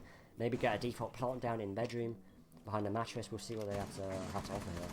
What did if they want to get that plant down in bedroom, they're going to have to take care of that smoke versus the thermites. Drone will get shot out. See if the thermite sees the goo mine, takes it out. See if he can get the frag here. Probably knows that there probably is one in bedroom. The Capitao making a push, and the Legion will get the kill. A nice kill is still on the round there, and his fourth. He's going to have one more. He's looking for the ace here to secure the victory for Polar. And in the last kill, I believe, will come. The thermite, and Polar will be taking this game 7-2. That was very well played by Polar there. Very well played. Be sure some great some great prone holds being made on the gym wall. That was great for applying that pressure. Even though they were in the bedroom doorway, they can apply pressure all the way back from the gym. And it was really well played there from Polar. And they just seem to be the better team in allocation. Yeah, it seems like the poll from earlier with people thinking GG Well Played was gonna win was wrong, as Polar dominating GG Well Played 7-2. We have Thomas went 12-3 there. Did a very good job with that game. For sure. I mean, we saw some great things there from both teams, but it seems that it was just kind of domination on the side of Polar Esports, and now with a 7-2 victory now, dominating their group still, even though this is second match of the season. That'll move them to 2-0, and for the time being, that will put them in first in the Group B stage. Let's see. I'd love to see Polar keep this up, and maybe even possibly, based off what we just saw here, they could keep this momentum up and possibly go flawless the entire rest of the group stage. Yeah, we'd have to see here. I mean, we're going to see what the thought process behind Polar at the moment. We're going to get the IGL of Choco to join for the interview. And he's going to be coming into the TeamSpeak, I hope, for the IGL interview. We'll be back in about 5 minutes. We're going to allow you to watch some highlights which are allocated from that match. And we'll be right back in just a moment.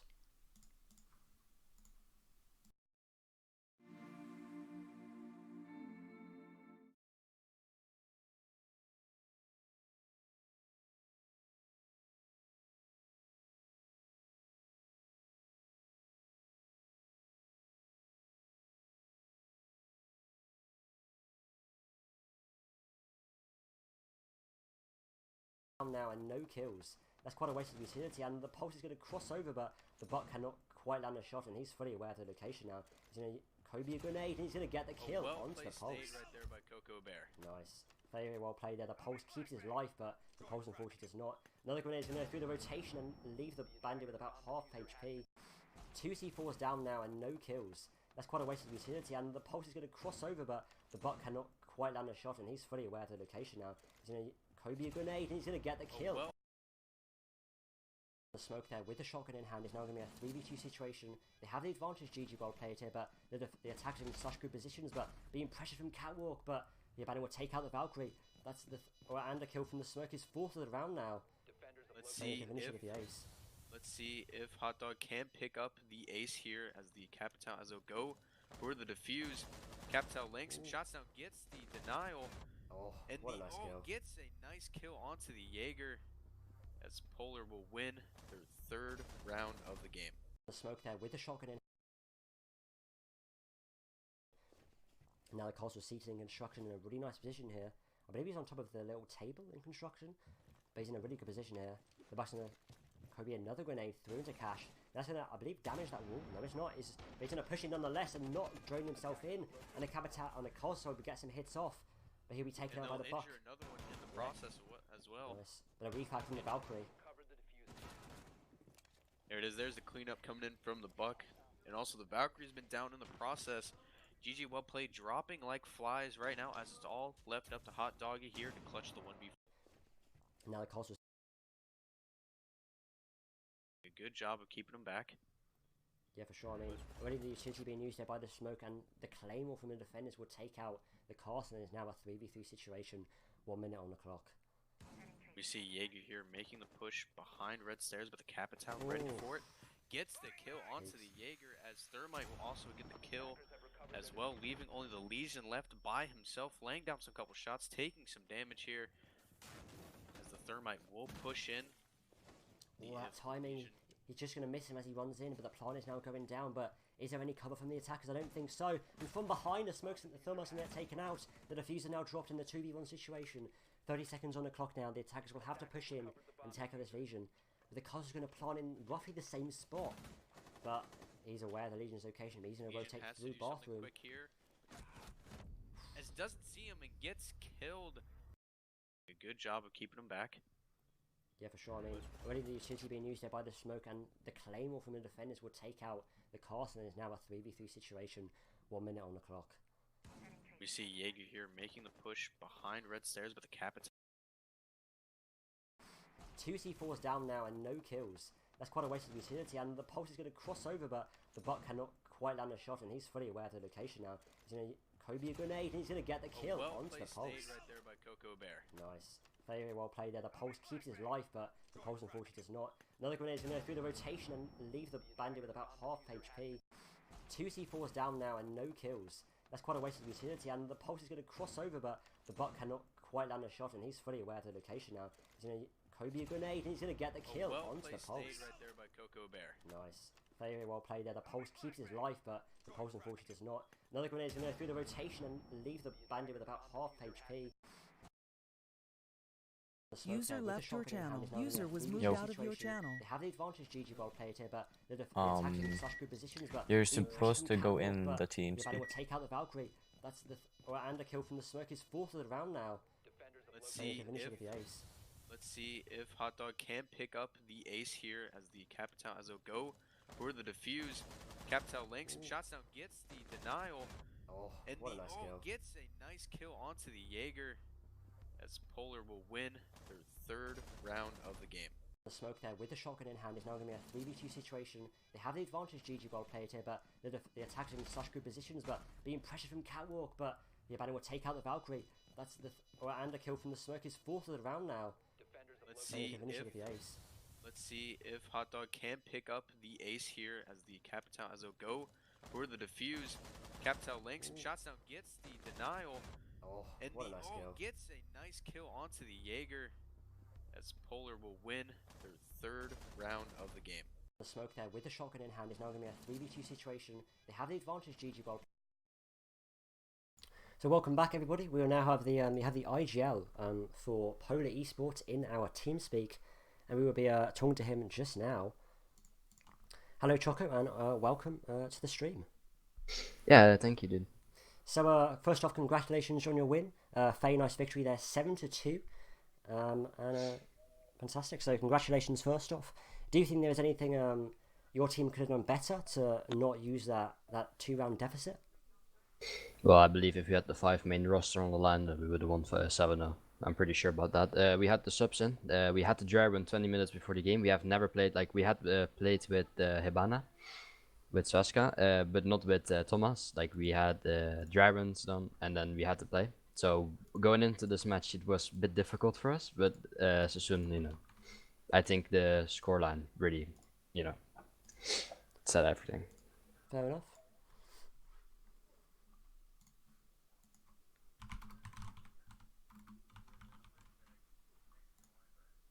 So Charlie, yep, good job winning the 7-2.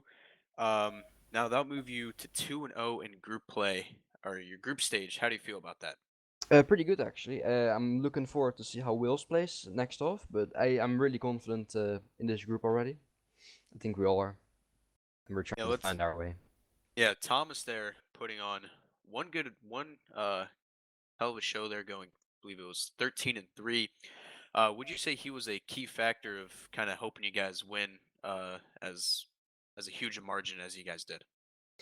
Yeah, definitely. But overall, I think even the support players did their job, and I think everybody did their job, held angles, wasted time, and then we put people into the position to get frags or get kills or make off plays, right?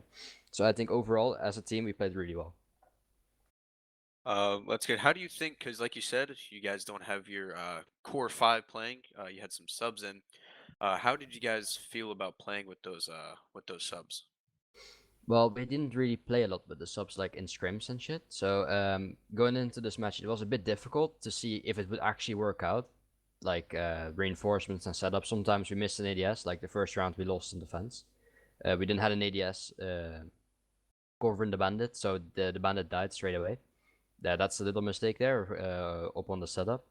And last round we didn't have an ADS in cash, so the castle needs to move back into construction. He died while rotating.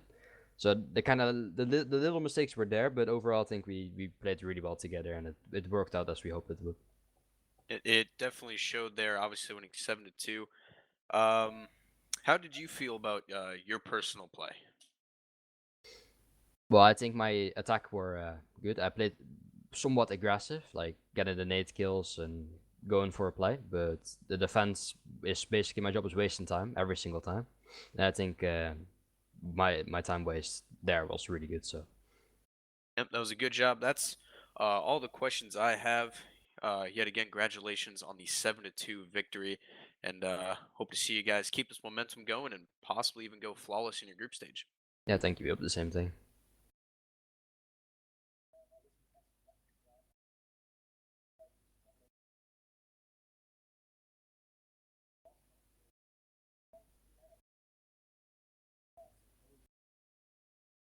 Mm-hmm.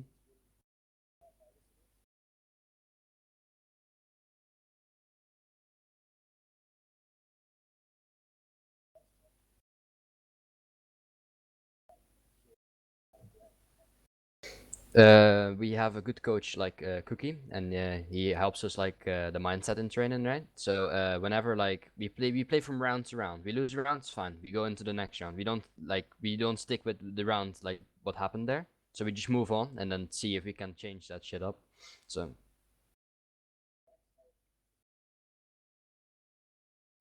Clubhouse, do you think Clubhouse is a map that you guys are very strong on? Or is it a map that today you just kind of got a stroke of luck on? no, I think Clubhouse is a really good map of us, and I don't think it was a smart move from them, especially seen like from last week what we did on Wales against Wales. I don't think it was a smart move of them to take us to Clubhouse, but we expected them to. We knew they were scrimming the entire week on Clubhouse, so Ah, nice. So you guys clearly prepared in advance for this match, and you guys know kind of. I imagine you knew how these guys would play, perhaps. against Wales we did because we got their votes, and against GGWP we didn't. So it was a bit difficult, like different this time, but we knew that they were gonna go for Clubhouse. Nice. So apart from that, again, congratulations on your 7-2 victory, and thank you very much for coming. I think you did. So that was the IGL for Polar Esports, and that is the first match of this evening. We will have one more coming your way in just a moment, which will be, if I just want to get the correct fixture for you all, that will be Mining Away versus Esports Wales, starting in about 50 minutes time. So again, stay on the stream and don't go anywhere. We'll be right back with our next fantastic match for you all.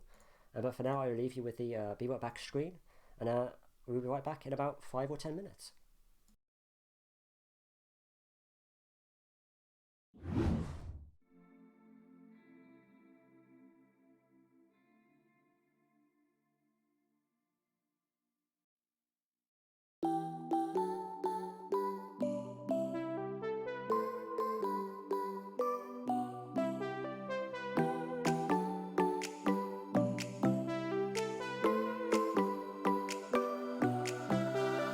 Music keeps me on and on.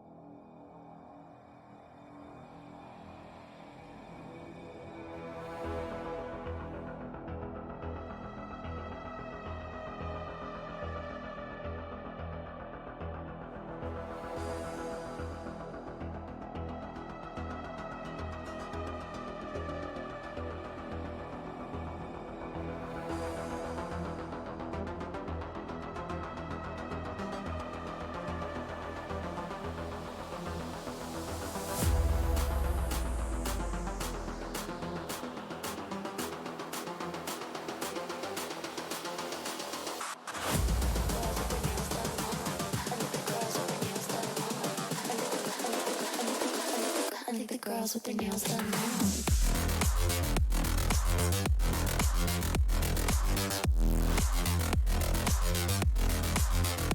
Girls with their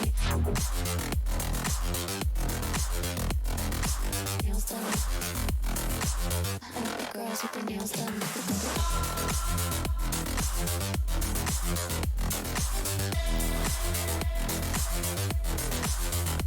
Girls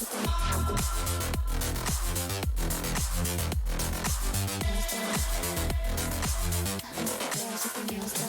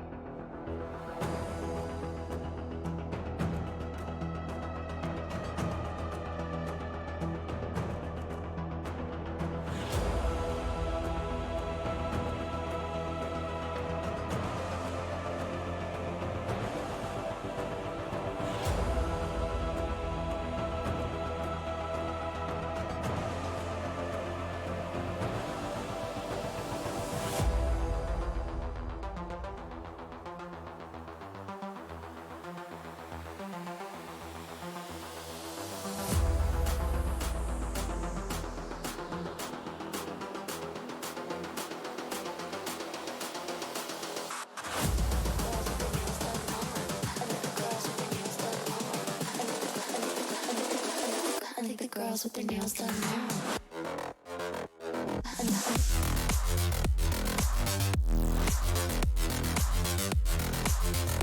Girls with their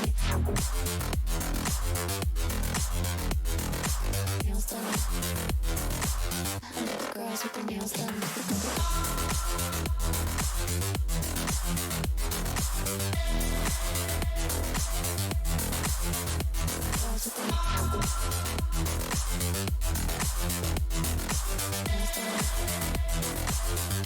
Girls with their nails done.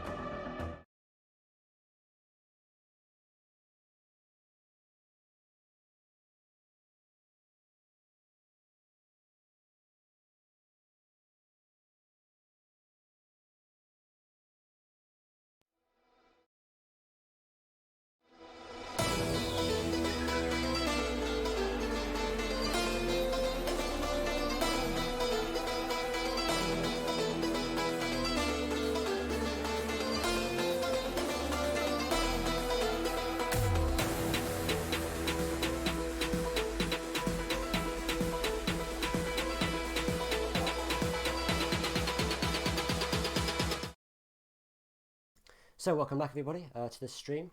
So we now have the map ban phase completed for Mining Away versus Esports Wales. We will now show that on the stream for you all to see. So as you can see, the map picked has been Bank. As you can see, hopefully in the title, hopefully the title is all updated and stuff.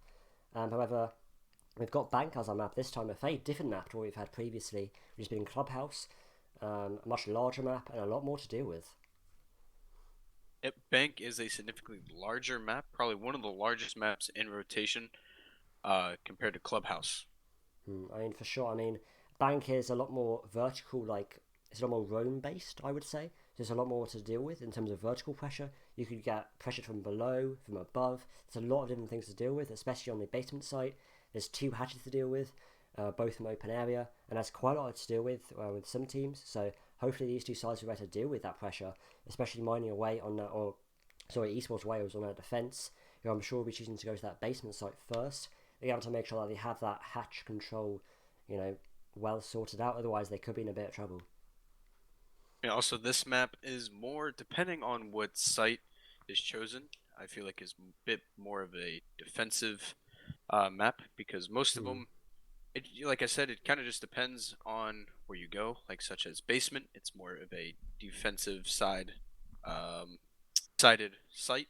For sure. Because there's really only a couple areas the attackers can come in from, which is either from server room, garage, or the from the stairs. or for they can sure. come from the elevators as well. They seem to be a lot more limited on this map than Clubhouse in terms of where to come from. I mean, they're kind of similar. They're similar amounts, but it feels like it's a bit more freedom in terms of vertical play. Like on Clubhouse, many people choose to go to second floor sites, whereas on Basement, people choose to go more kind of lower down. Like Talus Archives has been more popular at the moment. In the current meta, it's very common to see Talus Archives being picked by some teams, especially to like, almost catch out their opponents, as most teams just expect fully a, down the stairs hold in servers, smoke, maybe a mirror, an echo, just kind of very default pushes. So hopefully we'll see that a little bit changed in his match. I feel like one operator that's going to come in handy here, especially on the basement site, is going to be Mira, because with Mira you can put one of her Miras right on the bank vault hallway, and you can watch into the other objective and from server room.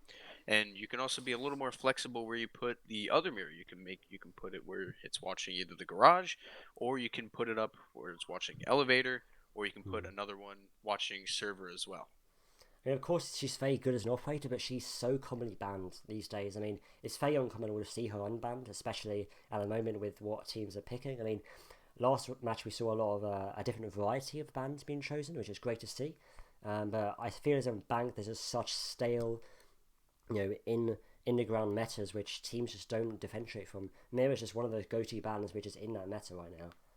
I mean, if getting rid of one of the meta characters, obviously it's a good thing, because you never really want to go up against one of those meta characters, including where it's Mira, where Mira on this map has a tendency to really dominate. Also, as you see here, the bans coming up as Mining Away, as you see, they banned Villa, Coastline, and Cafe. And Esports Wales coming in with the Consulate, Border, and Clubhouse band, obviously, leaving that up to Bank. Yet again, kind of seeing the same map bans again coming in from these teams, but Clubhouse this time. But I mean, some of these bans kind of understandable. Cafe is kind of a difficult map to play, also since they just reworked it. Villa still also being a newer map. It's kind of hard to, teams probably haven't really figured out exactly how to attack and push it yet. Coastline is also one of those maps that you just don't see people play a lot of. Also, along with Consulate and Border. Absolutely. I mean, we saw last time, we see maps like Villa going quite quickly. I mean, teams just don't even want to risk going on that kind of map. And we saw last time Cafe banned almost immediately, I believe, by GG Well Played. I'm not too sure, but I mean, Cafe is, by some teams they want to play it, but maybe the team they're up against isn't like, maybe they have something up their sleeve they know. I mean, we see teams like Polar Esports preparing in advance for these teams, and maybe they just know what maps they're good and bad on. And in this case, Polar Esports obviously knew that map like GG Well Played would be a map that they would be very comfortable on, but it's also a map that as a team they're very comfortable on as well. So it works quite well in their favour. And maybe these are strategic bans, or maybe they just don't like these kind of maps. Like we see Border, a lot of people don't like the meta in Border. They see it as very stale and quite old. Much like Oregon before it was removed from the ESL map pool. A lot of teams just don't like to deal with old metas. They kind of just are annoying to deal with. There's no real variety in their play, and as a team it's very hard to improve if you're just doing the same thing over and over again.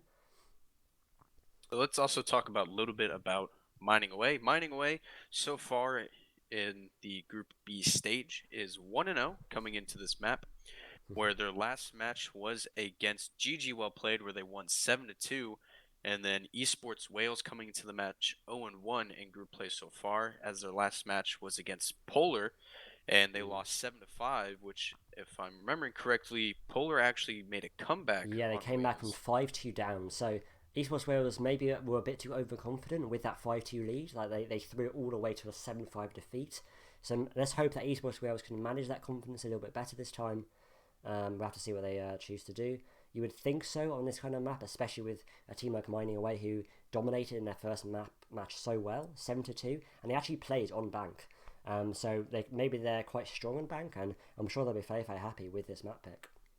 Yeah, Wales, yeah, because if like you said, if they that happened on Bank, which it's kind of, I believe their match against Polar Esports happened on Clubhouse, but Mining Away also won on Bank in their last league match, so maybe it's a quite strong map for them. We'll have to see what they can do. I mean, I believe against GG Well Played they started on defense, So maybe this change up on attack might affect them. We'll have to see what they do. Mining Away probably has some formula or something up their sleeves of how to attack Bank, whether it's like attacking side or defensive side. Like you said, if they beat GG played 7-2 in their last match on Bank.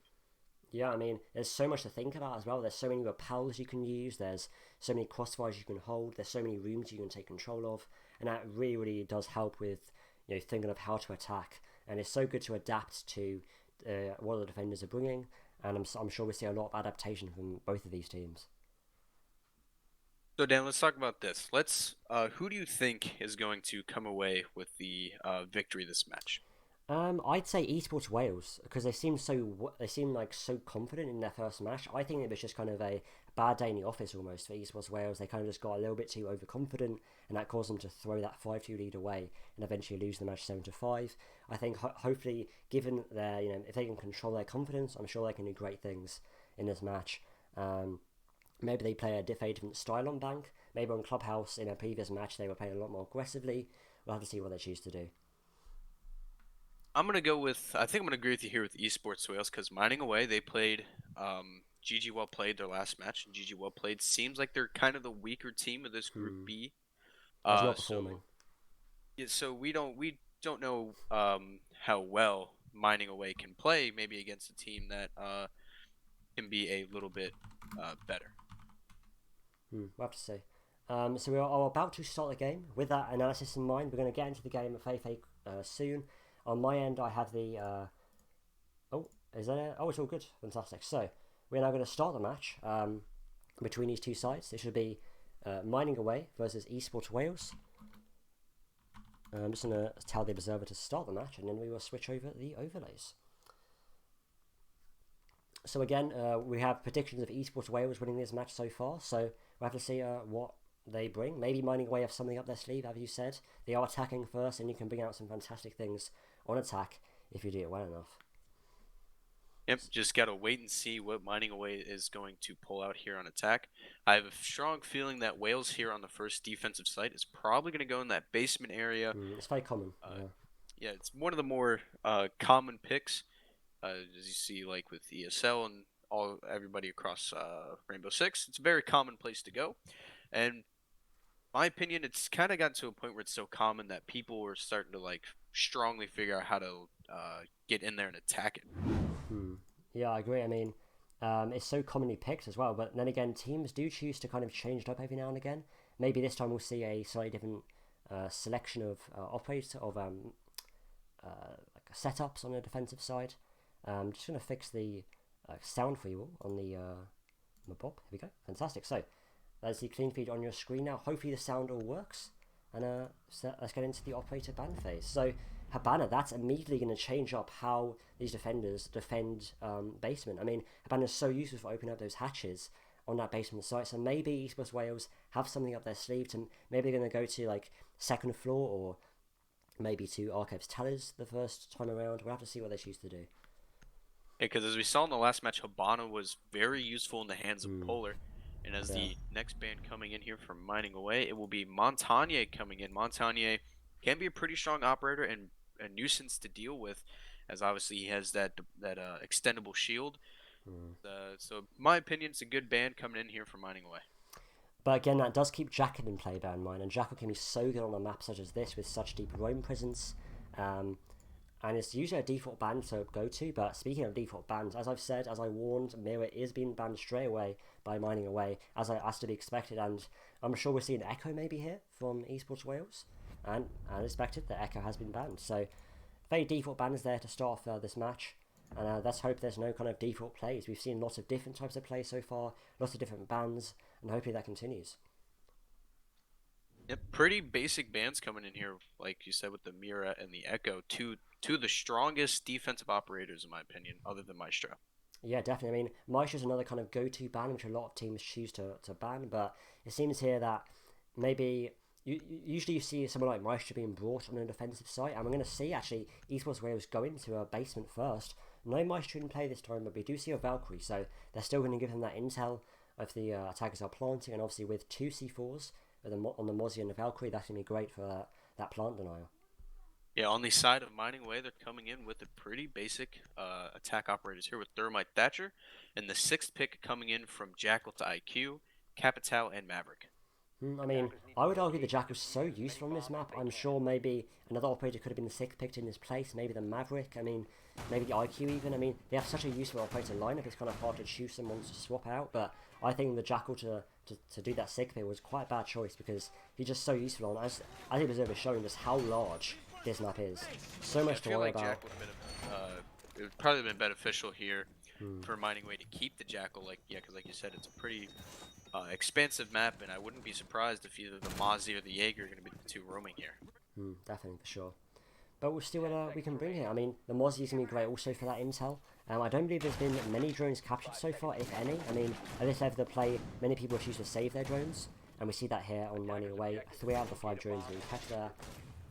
As we go into the action phase now, it seems like all 5 attacks are spawning on the anti-access side. Already we see the Thatcher pre-fire, already spawn peaks, so many pre-fires going out, there's non-stop at the moment. I mean, that's very, very good, it shows their awareness, and, I think defender nearly peeked into a pre-fire there, but luckily he keeps his life. In the meantime, we see this attack is... not there. As the Jaeger's holding down blue stairs here, and the Valkyrie moving back into sight on the other opposite stairs. The Legion looks like to believe in kitchen, and the Mozzie as well, kind of in a deep room above the A site here. Yeah, we see that. I mean, the Legion nearly cost us his life there as he ran past that window, but luckily he just going to be kept safe in the open area. In the meantime, that Mozzie just simply wasting their time here in towers, not peeking anything, not playing aggressively, but he's going to have to be careful here. There's a lot of pressure coming in from the IQ. He's going to be just upstairs here, taking control of Executive's Lounge and Console Office. The Legion has been spotted now in admin. He's able to rotate through into kitchen. He's going to be found out once more. And now from above him, the Maverick's going to be breaking up that hatch using his blowtorch. And that's going to force the Legion to move location. Legion here getting a little close as the Mozzie will pick up a kill here. And Thatcher will trade it back out. That's some pretty good trades going on there as the IQ will drop and the Mozzie will drop. As Legion, see if he can pick a kill up here. Trying to shoot through Maverick's torch holes. Doesn't get anything out of it. As Capital and I believe Thatcher it is will push into admin. See if they can make something happen here. Maybe they pick up the kill on the Legion. Perhaps we'll see here. I mean, the Thermite's not even anywhere near the site here. You would think the Thermite would be by now in servers, maybe looking to breach that wall, but as we were saying, these non-meta setups here, the Thermite's all the way upstairs, I believe. Maybe looking to take control of those hatches. Obviously, usually a banner would be that go-to operator to get those hatches, but she's been banned by Esports Wales here. But yeah, the Thermite's actually been using his breach charges, his Thermite charges, to break up these hatches here. I believe you open both open area hatches, I'm not too sure, but that Mavericks also been great for opening up those hatches. You see him here breaking up the server hatch just above the Jaeger here. Such a common position to stand here. ADS is by his side, 2 of them in fact. And it's going to be another kill here, 2 kills in fact, coming out from the Legion and 1 more from the Jaeger. That's going to leave the Capital with 30 seconds on the clock in a 1v4 situation. Pretty good gunfights coming out here from Wales as they're up 4 people here. Let's see if they can close out here with the Capital right above A objective on the hatch. Will fire one of his fire arrows down to kind of close off the rotation here. Oh no, he's sitting his own fire. Oh no, that's a disaster there for the Capital. That is unfortunate there for Mining Way as Esports Wales will pick up the first round here. Rather interesting there from the Capital to end out the round, but again, great gunplay as you were saying from Esports Wales. They was winning at all their gunfights possibly. I think it was a 3k there from the Legion in that round. Maybe a 2k, I'm not too sure, but either way, doing great work for his team. And with that winning in mind, the defenders will go to second floor executive and CEO. A very common pick, especially winning the basement first. This is a bit more challenging of a site to defend because you can... The attackers can come in from the windows, they can come in from behind you from the skylight stairs, and they can also just come in from the elevator side as well. And we'll see here the 6th pick from Capital to Jackal, not a Sledge. And they'll stick with Sledge here.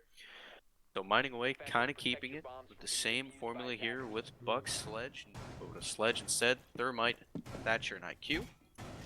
And Esports Wales keeping it about the same. Instead they have a Cade and a Maestro this time. Cade and Maestro, both really good picks here, because with Maestro, you can set down its Evil Eyes and take care of any gadgets and or utility that the attackers place down. And then Cade, in my opinion, he's not as good as Bandit, but I mean the slug shotgun he has definitely makes up for it. Definitely. I mean, the recoil on the SMG-11, some people just simply cannot handle, but the better players in Siege will be able to control that recoil and can do great things with it. Obviously, only a couple of bullets to the head, or one bullet to the head in fact, will kill an enemy. We're also seeing a weird setup there from that smoke, with that shield looking onto the banana hallway, but it's not in the normal corner you'd see it in. Usually you see that in like the west corner, maybe with an ACOG as well, but we're seeing here, I believe there was a castle standing behind that shield. A very weird setup there, but it could very easily catch off Mining Way here. We'll have to see how they can adapt to that playstyle.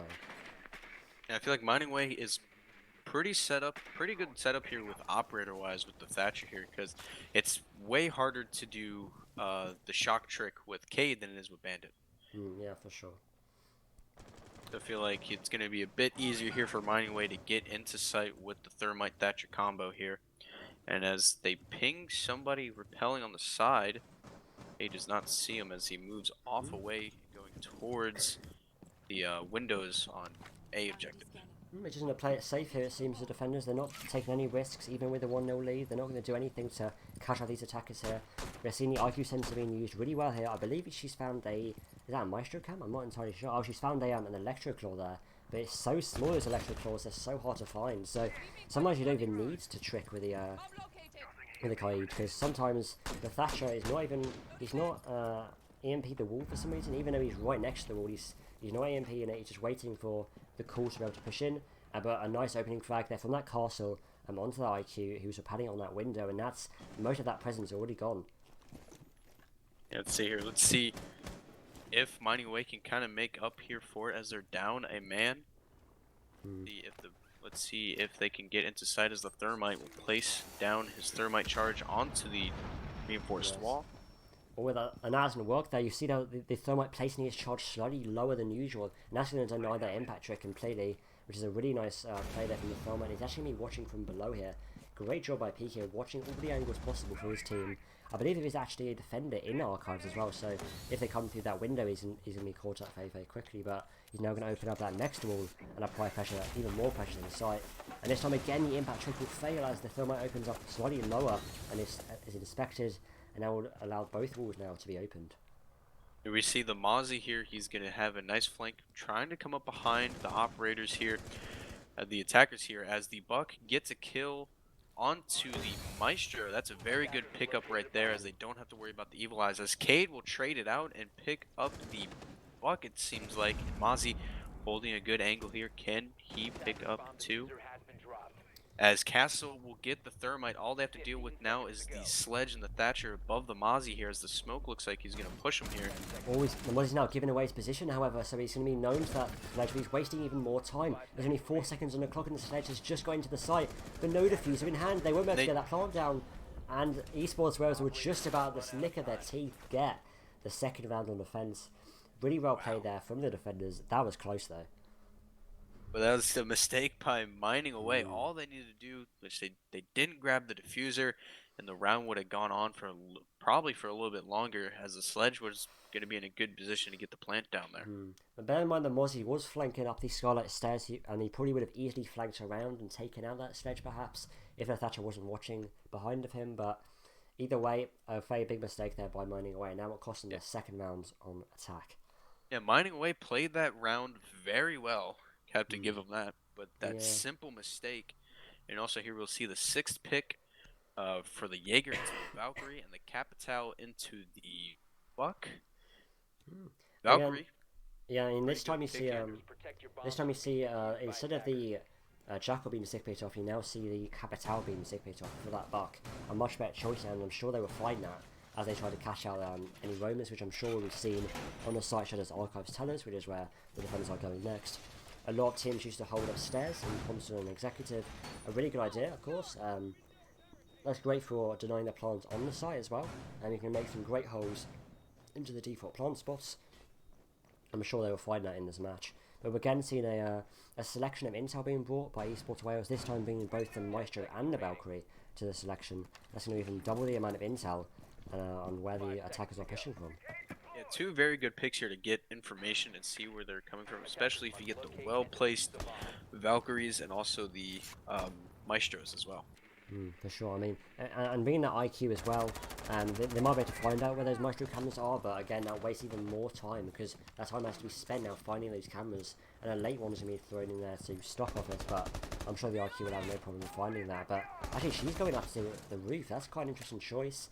I mean, she's now going to miss that cam in stock, which could be really key if any attackers push in that location. But she's going to spot one Valkyrie camera here in that bush on Skylar, but can she quite catch it? I'm not quite sure. She pinged it for her team to know, but she can't quite catch it. She's going to be in a really tight position in that bush, and she's being really unable to get it. In the meantime, the Jackal's gained full control of stock, and he's going to make his way out, looking to gain that control of Janitors. Oh, but a nice C4 there from the Mozzie side. He's going to gain the man advantage early on for Esports Wales. Yeah, it's a very good pick there by the Mozzie, utilizing the C4 as the Mozzie might get a second kill, but no need to peek that. It's dropped, but the castle will trade out. As Hog so far is having a very good match so far. So far, I believe he is 5-1. Really stepping it up here.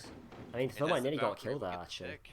We saw the Thermite pre-firing that the executive rule and nearly taking out the smoke there, but the Valkyrie's going to get another refrag onto, I believe, the Jackal now. And that leaves now in a 4v2 situation for the attackers, and they have still not gained control of the site at all, but they do have plenty of time to play with. They have 1 minute and 30 seconds on the clock.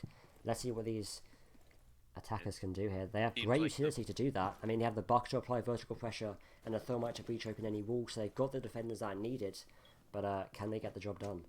But it seems like here the Buck and the Castle are going to meet here soon, as the Buck will get behind him. Let's see if he can get the frag here. It'd be a very crucial frag here to get rid of this Castle, pushing it to a 3v2. Buck can't quite seem to find him as they're right next to each other. Here comes the Thermite, gets the kill onto the Thermite. That's the diffuser drops as well. With diffuser, and there's the Buck. Can he hit the shots? Not quite. Runs out of ammo, switches. Potato fest. Oh. And gets him. Wow. What a potato fest there from the caster at the end, but he will secure eventually after some missed shots, let's say, and they'll secure Esports Wales their third round on defense going into round number 4. I have to say the Buck needs to kind of get that kill there. There's kind of no way that he should have lost that gunfight, but it is what it is, and it's output Esports Wales 3-0 up against Mining Away. We saw this in the last match as well. The defenders doing fairly well first off, or the orange team in fact doing fairly well first off, and then eventually the team slowly make their way back. But we saw obviously that not being enough last time, and obviously GGWP eventually lost 7-2. But can we see a potential comeback from Mining Away? We'll have to see. It seems like the defenders are doing so well so far, especially Hog there of Esports Wales on 7 kills and 1 death. Some great stuff from him, and a minute solo carrying his team to victory. With Mining Away not very many kills. Mining Away here, I feel like they need to get a lot more frags here and possibly even win this round to kind of get more of that momentum going, because, you know, their morale can be kind of low right now, and they're not really that confident in their play style. So I feel like if they win this round, you know, get that momentum start going again, or even get some good frags coming in, maybe they can start to turn this game around. Definitely. I mean, we see some great, we see some very confident plays clearly. We saw the Mozzie last time peeking him to his death, unfortunately, on Banana. He got that C4 kill to start off with, but in the beginning a little bit greedy, and this is what we talked about before. The greediness of Esports Wales is getting a little bit more aggressive once they secure that lead. And let's hope they don't retain that confidence, because if they do, they might end up doing some very stupid actions, and that could lead to a potential comeback here. Well, I feel like if you're Esports Wales in the situation, there's really no need to keep your foot off the gas pedal here. I feel like you just keep it, keep it down, and you just keep applying this pressure, and maybe even secure a 7-0 victory. Yeah, I mean, you don't want to, you don't want to get too confident almost, but you want to keep the momentum going. You want to be confident enough to get the kills that are needed, but not confident enough to, peak to your death and play a little bit too over aggressively. Yeah, exactly. So they just have to keep. If Esports Wales just need to keep playing how they're playing, just need to keep playing their game here, because so far it's been working out, and Mining Away hasn't found really any answer to it so far. Seems already the aggression coming out from the attackers, already gaining full control of the upstairs area of the map. They'll have to deal with the Mozzie here, who's just above the A site. on the second floor of Tellers, and he's going to be supported by the Valkyrie just seated on the main stairs. I believe that is the Maverick blowtorching the hatches there. I'm not too sure, but is that hatch actually reinforced? I think he might have reinforced the staff room hatch, which is interesting. I'm not too sure actually. Yeah, but the Legion is right. Legion and Maverick are right next to each other. See if they can. Impact will come out and he will see him, but doesn't get the kill. He's not quite Maverick fast will enough get the there. kill onto the Legion. That's a very good first pick coming in from the Maverick. But you also have to deal with Coach and Temp also roaming as well. Temp so far with the Mozzie has been pretty effective with the roaming here. Yeah, definitely. Oh no, he's playing too aggressively again. We saw that peak again running out from Talus, and he's going to be taken out from the Capital. He's just simply too overconfident now to even look behind him. And that's what I mean about his overconfidence on Esports Wales is costing him rounds here. And it's now a 5v3 advantage for Mining Away. Yeah, right there. You also kind of got pinched a little bit. There's really nothing you can do there. Yeah. It's just also kind of just a well-timed push there by the Capital to come in behind. I still think the Mozzie could have potentially looked behind him just as he was pushing. He could have easily got at least one kill, but now he's given this team even more to deal with. All 5 people now still alive on the attacking side. That's going to cause a lot of pressure here to this Jaeger. We might be seeing a big push here from Blue Stairs. The Jaeger all by himself. As here comes the IQ peeking around. Let's see if the Jaeger can get him here. It doesn't. The IQ gets the kill, leaving it. Downs them at least, but leaving it to a 2v5 with the Smoke and Valkyrie. But almost everybody on the side of Mining Away, other than the Capital, is kind of weak here. With Valkyrie and the Smoke both at full health, as the Smoke will throw down one of his canisters. I feel as if they're using their utility a little bit too early here, but in the meantime, the Maverick's going to rush down into red and get one kill, but it's now a 1v4 situation with the Smoke. The plant's going down now and he is unable to deny. He has no canisters. He's used his canisters far too early on. That's going to cost him, and the Pronors will be used against him, and Mining Away will be able to secure their first round of the map on the attack in the first round of the match, leaving the score now 3-1. That was well played there by Mining Away. You know, they let Esports Wales come to them and get, because Esports Wales there, I don't know what they're thinking. They got a little too aggressive there, but Mining Away did a very good job of dealing with it, getting the essential picks they need to start off the round, and then securing their first round victory there.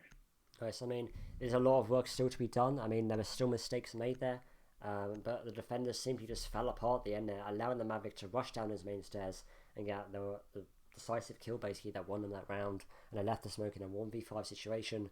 And we saw that utility being used so quickly, like immediately as the breach was open, the Smoke already smoking the attackers off so quickly, which you feel is a bit unneeded, to be honest. I mean, yes, the wall's open, but there's no plant going down, there's no push. You know, he's simply maybe even paranoid about a rush coming from these attackers, but it was not worth in the end. And you saw there, as he was about to die in that 1v4 situation, he had no smoke canisters to deny any kind of plant, if there was any, but luckily for him, there was no plant in place, but instead he got taken out by his own Pronors. Well, Wales here, they're going back to CEO and Office here. The last time they played it, I believe, yeah, they did lose it, as they're coming out with a very similar setup with the Mozzie, Maestro, Castle, Smoke, and the Cade. And on the side of Mining Away, they're also going with the same operators as well, with the Buck, IQ, Thermite, Thatcher, and Capital. That's, I mean, Capital, we haven't really seen him used as effectively as he could have been used so far. I mean, his fireboards haven't really been used that effectively. He could have been, well used there to stop the Smoke from rotating in the servers, for example. But maybe that utility usage isn't quite there at the moment for Mining Away. Because Capital is a very vital, or very critical operator to have. Also, when you're trying to shut down rotation holes with his fire arrows, or also kind of covering somebody that's planting the diffuser with his smokes. For sure. I mean, we see here a bit more of a spread of kills from the side of Mining Away, and Hog coming in solo carrying his team still on Esports Wales. And the Smoke's gonna be aggressive, but it will eventually be a positive thing as he gets the headshot onto the Buck, and I will leave now Esports Wales in the early man advantage, but the Smoke will now be left down to half HP. And he's going to be watching for that push through the stock window, which might just happen here. I think the Capital is thinking about jumping into stock, but again, he's being well droned in here. But he's going to jump in and he'll be lit up to about 25 HP as the Smoke lights him up. Nearly getting him there.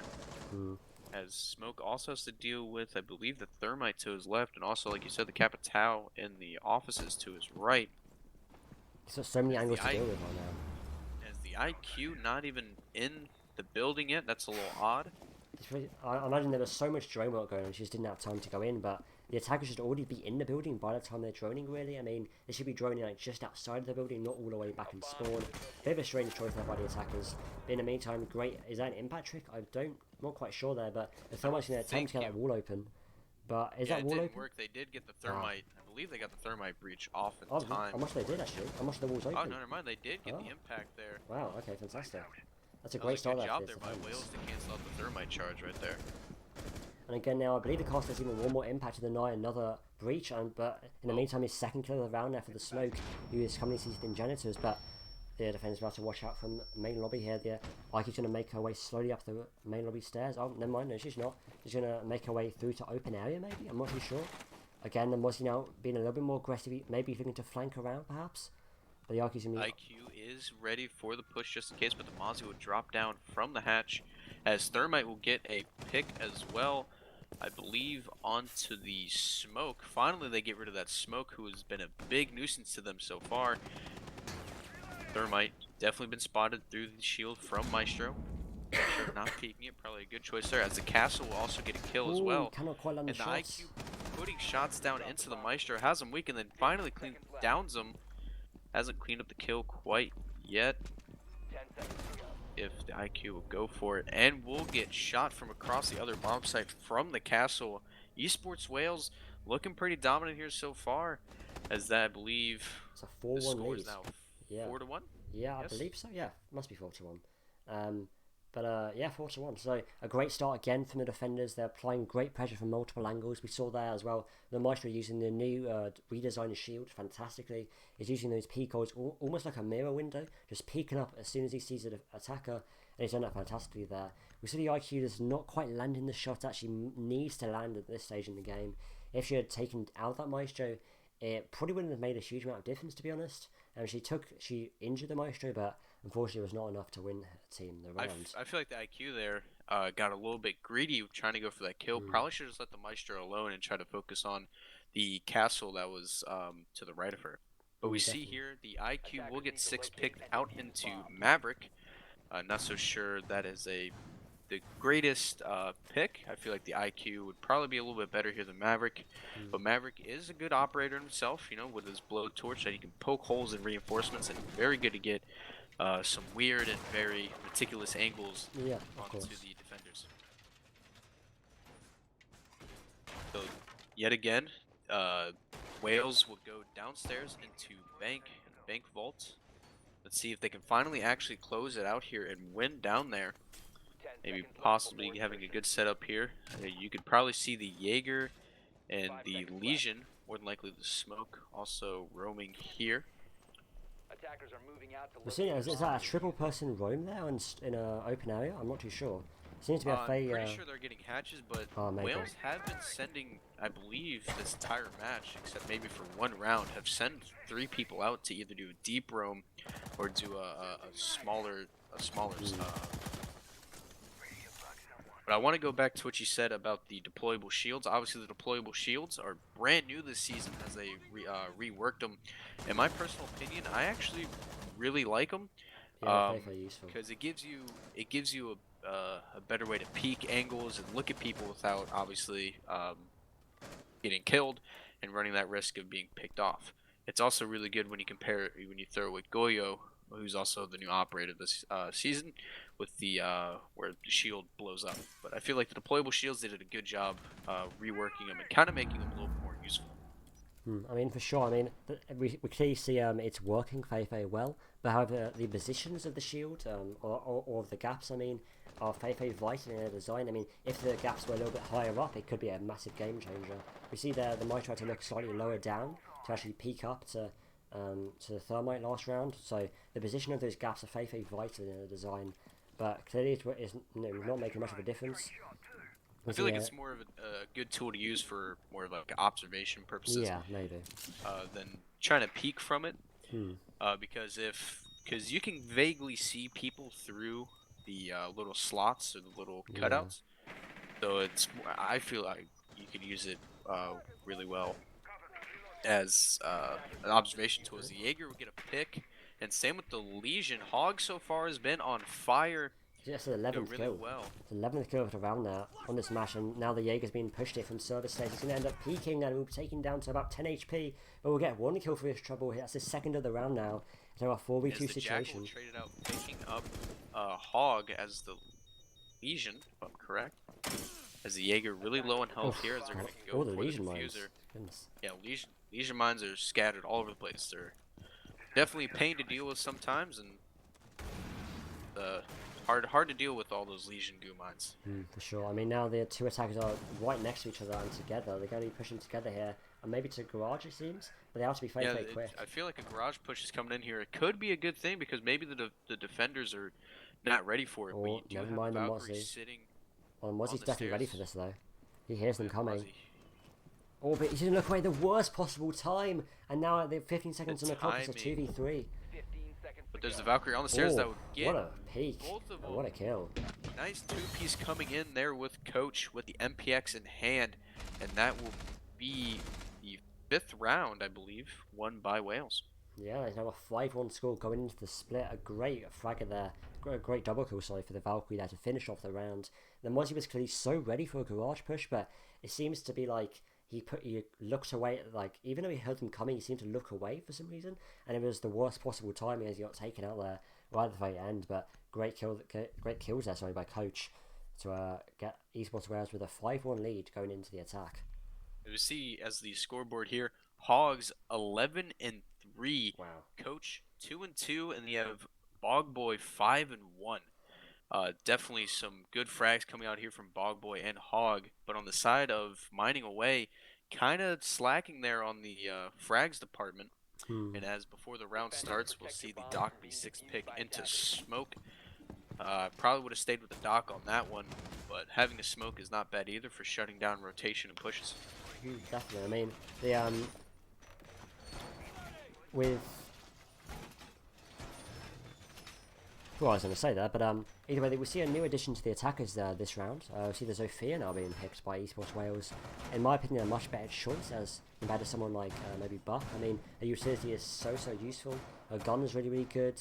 Her utility, again, as I've said, is really good. It's very similar to Buck's idea. Of course, she can't make as many gaps in the floor to apply pressure from above or below, but she's a very versatile operator. That's one of the reasons why she's so popular, especially on a map like Bank. And hopefully we'll see her used very well here. Yeah, either way with the Buck, or it's up to personal preference at that point, because having the Buck or Zofia can both be really reliable, but the Zofia maybe have like a tad bit edge for what Wales want to do here, because she also has 2 impulse grenades, and then she also has 2 concussion grenades to follow along with it. Very fair. I mean, she has like basically 4 times the amount of utility as any other operator really. She has 2 concussions, she's only got 2 lifelines as well. And speaking of Zofia, Temp there on the Zofia will get the opening kill, already taking out that Maestro, and that's going to reduce that plant denial there for the attackers, or defenders. Very good pick there from Temp, picking up the Maestro. They don't have to worry about the Evil Eye and getting zapped while they're trying to put down the bomb, or their gadgets getting destroyed. But we do see here, I believe there's a deep room with Jaeger. Oh, it seems like it. I think he's on the server stairs there. Oh, but from below he's going to be taken out. And the Jaeger's now going to evacuate down back into the basement, as now he's injured that IQ, but she will be able to be healed up by that thermite, but she will now be reduced to only 20 HP because of that. And maybe, well, the Jaeger, kind of tough to say there in that situation. And That's IQ unfortunate. Her That is so what unfortunate. What an arm there by the IQ, throwing That's a skill, wow. That's skillful. all the way across. But like I was saying, yeah, good job by the Jaeger, though, not to kind of get greedy for the kill. Did a really good job of backing up there and not risking their own life to get seem like kind of a useless kill if they ended up getting killed going for that down. Exactly. I mean, now with that save in mind, they've actually opened up the right-hand side of the main site wall now. The IQ's going to be sitting there prone, applying that pressure, pre-firing onto that wall. The Mavic is watching out here. Here with the Jaeger coming up, teams coming up behind the Maverick. As the Maverick is just in the offices there, as the Jaeger just holds the angle, just waiting it out. I just feel like Mining Away here just needs to play the waiting game at this point, down to 57 seconds left on the clock, and kind of just let Wales kind of make the mistakes themselves and just get them while they can. But clearly, like, they're not making these mistakes here, and instead the attackers are making the mistakes. As you see the Jaeger taking out that Maverick there as he attempts to cross over down the main stairs. But now they only have 35 seconds to get a push into the site. It's a 4-on-4, sorry. You don't have much time to play with here. The Jaeger's still going to be there on the main stairs, now supported by the smoke. But Castle's going to get another nice kill there, but the recap will come out from the IQ. IQ will get the Jaeger, Ooh, but she's we'll see the injured. person behind him as the smoke will trade it out. Down to a 3v2 with the Zofia and Sledge left for the attacking side. Coming up next to the smoke, but the smoke gas canister in hand. Zofia wisely backing off. Get goo mined and then get dropped by the Legion, leaving it to a 2v1 here for Bogboy, as Bogboy will get dropped as well, as Mining Away will win their second round here. A very nice play there from the defenders, playing it really nice and safe. I mean, I'd say Esports were in such a good position there to just get the plant down, but there was so much pressure from roamers and such, from like the Jaeger and the smoke on the main stairs, which is really, really well in like catching off the attackers, as they maybe suspected it was clear, but then they end up running past the main stairs and getting taken out. There's just simply a good amount of patience from Esports Wales, but they need to be able to drone more if they want any chance to securing this victory here. I feel like Esports Wales there kind of just got a little antsy and try to make pushes they probably shouldn't have gone for. Maybe they just should have waited out and maybe should have let the defender slip up, but time was running out, so it is understandable why they made the push. Yeah. But I do want to note that was a very good job how the smoke and the Jaeger on the skylight stairs, kind of waiting for them to come to them and kind of make the mistakes. As you saw, the Jaeger got the Maverick and then later got the trade out between smoke and IQ.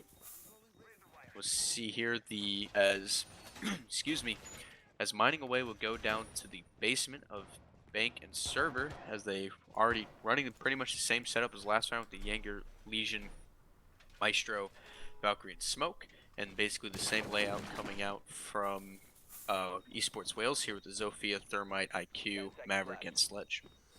We see here as well a slight site change here from the defenders, are now going back to the opposite side of the building, down to the basement with that win, as you would expect. There being a grey mag intel as well. Both the Maestro and the Valkyrie being brought for that double that intel again, as we've seen previously in this match. I would love to see this utility being used slightly more. We see the Maestro's being taken out so very quickly at the moment. Like every player who's been playing Maestro has been taken out so early on. That's been quite a bad disadvantage to have, especially with the amount of power Maestro cameras have now.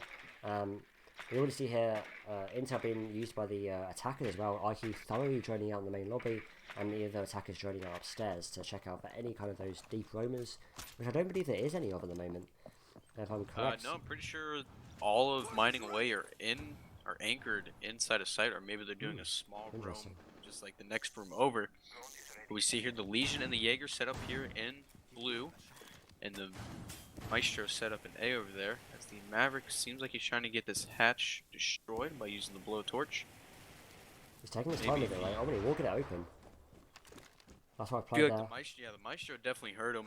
Good job for the Maestro to get out of there, but might get the pick here. Nope, the Maestro will run away. Moves. Just barely, it feels. A couple seconds. If Maverick got it down a couple seconds earlier, he probably would have gotten a free pick onto the Maestro there. I agree. I mean, again, now we see that constant amount of aggression from the attackers. They're already breaching both the hatches now, using the Maverick and Thermite. Some would argue you could have used one Thermite charge on the wall, and the Maverick torch could have been used on both the hatches. But again, they're using utility maybe in a smart way. We'll have to see how that pans out. Maybe the Maverick will be used on the main wall. Maybe they're looking for a slightly different approach. We'll see what they have up their sleeve here. The Thermite actually is going to be watching there from the open area hatch, and the Legend on the server stairs, and the Legion's going to peek for no real reason. That's going to leave Esports Wales with a one-man advantage with 1 minute on the clock. And they might have a good push here into blue. It's just the Jaeger in there. Maybe the Sledge can pick him up. We've seen it set up so many times before, and he's going to peek and take out the Sledge. Get him, but yes, Jaeger has to be careful here with the IQ and tunnel, because the IQ can easily push him here and get the peek. IQ, Hog definitely knows he's there. Hog will pick up the kill, trading him out, making it a 3v4 in the favor of Wales. Let's see what else is going to happen here. Valkyrie gets the intel, knows that they're all in blue. There's at least 3 people in there, as it's the Zofia, IQ, and the Thermite As Smoke will throw down one of his canisters, kind of to stop him here a little bit. They're in a great position here. The attack is actually going to plant. They're going to rush in actually. They're going to plant. It seems quite a deep plant. Maybe that's to catch off any C4s, but the Smoke's going to see one attack and the plant's coming down. And Sophia's unable to cover, but the Smoke will miss the first SMG-11 shot, but will not miss the second, and will take out the Thermite with the shotgun. Nice triple kill there by Benjamin with the Smoke. All it is left up with Hog, IQ in hand. They throw down the gas canisters, and they will get the kill. That will push it to 5-3. Maybe Mining Away is going on a bit of a run here. Yeah, pretty good here. Maybe we're in the process of seeing a repeat of what happened to Wales when they played Polar just the other couple days ago. There seems to be again this overconfidence coming out. I mean, last time they threw a 5-2 lead, and this time they're looking at throwing a 5-1 lead. So it's even worse here for Esports Wales. They're just not playing very well here. We saw a very much lack of cover from the Sophia there. The Sophia was right from the door, ready to take out the Smoke, but again, I've said it before, the power of the SNU-11 is undisputed, to be quite frank. The fire rate is quite ridiculous, to be honest, and that obviously comes with, that compensates with very high recoil, but great control there we saw by the Smoke to, unfortunately, just about miss his first shot into the Thermite, but he finished him off with the shotgun. Someone questioned why the Thermite didn't come off the plant to take out the Smoke, but again, maybe he thought that the plant down was an easier job at that point in time. I'm not entirely sure. Yeah, so if I was playing on Esports Wales right now, I'd be having a conversation with my teammates, be like, hey guys, listen, sure we just lost 2 rounds in a row, but we need to relax and just keep playing our game, because Esports Wales so far have showed that they can be pretty dominant and pretty well controlled this game. So I just feel like they just need to take a step back for a second, take a deep breath, and kind of just recompose themselves to get back into this game. For sure. I mean, we see some great setups going on. We see them holding great control, but it seems it all kind of collapses on the last kind of minute or so of the round. They're losing their gunfights. They're peaking when they don't really need to, and we see some great aggression coming out from Mining Away now, almost adapting to the style of Esports Wales. I guess one way you can beat aggression is being aggressive yourself, and that's clearly something Mining Away have adapted to in this match so far. Yep, yet again, same operators coming out from both sides, but let's see if Mining Away can clutch up another round here and push it to 5-4, or will Wales finally answer back and make it 6-3? We'll find out as the Sledwin pushing off, as getting closer, ripping the head off of the Legion, put some damage down into him, gets him about half health, about 50 health, sorry, as he's still in this gunfight here. A well-placed nade would probably get the Legion here. He's got to be patient. He's going to play the waiting game here. The Legion's just waiting for him to peek in, but again, really well played here by the Legion. Very contrasting to what we saw in the last round, where he peeked and nearly lost his life for it. But again, a flurry of kills from the attackers. Wow, the Thermite and the Thatcher, or Sophia and Thatcher, sorry. There's some great opening kills there, taken out. Easy 2 quick picks here for Wales as they up 3-5 here, just leaving the Jaeger, Maestro, and Doc for the side of Mining Away. Let's see if Mining Away can possibly find some more picks as the Thatcher sees the Jaeger, but the Jaeger knows he might be coming from over that direction. Let's see, as the Thatcher will pick up the Jaeger anyway. It's a great advantage now for the attackers. Sorry, is now they're down to the Maestro and the Doc. I mean, these are 2 fantastic operators. We see Doc doing so well on fragging rolls, but unfortunately he's immediately taken out, as I say that, by the IQ, and they'll now be left down to the Maestro, as they've cleared out every single last presence upstairs, and now he's on the site, kind of almost begging for his life at this point. And they droned out the Maestro, so they have a rough idea of where they are, and Maestro will get the kill, but get traded out, as Esports Wales 6-3 there, push it to 6-3. Maybe that's all they needed to do, just take a deep breath and recompose themselves, because it seemed like it worked. Yeah, it's worked very well now, and now gives them a match point going into the 10th round now. They're looking really strong. If we look at the scoreboard here, Hog still popping off 14-5, doing really well this match so far. And it seems his teammates are slowly catching up though. We see a few more kills from Temp. I think he was on about 7 kills. He's also doing well, but we'll have to see if that. Pretty sure Temp had a maybe 2 or 3K that last. No, it was the Thatcher that had the. I'm not sure if it was Temp, but I know whoever was playing Thatcher had a 3K that last round. Oh, very nice. I mean, again, we've seen support operators unusually fragging. Most of the time, you see the operators like IQ or the Capital getting the frags, but it seems it's almost back to front with Esports Wales. All their support players seem to be performing very, very well. whereas their flagging operators are kind of joining themselves out even though that's the opposite of what their job is meant to be. We see here, Mining Way will go back to the same site as last round. Yet again, same setup with the same operators, same thing coming in from Esports Wales. Wales, last time they, pretty sure, is this the same time? I think it's the same site. No, I believe last one they went to Archive or Teller's Archives, so Oh, they yes, changed yeah, up. they did. Yes, sorry about that. But I mean, Wales showed that even on the last site, they dominated from the top from the same site that Mining Away picked.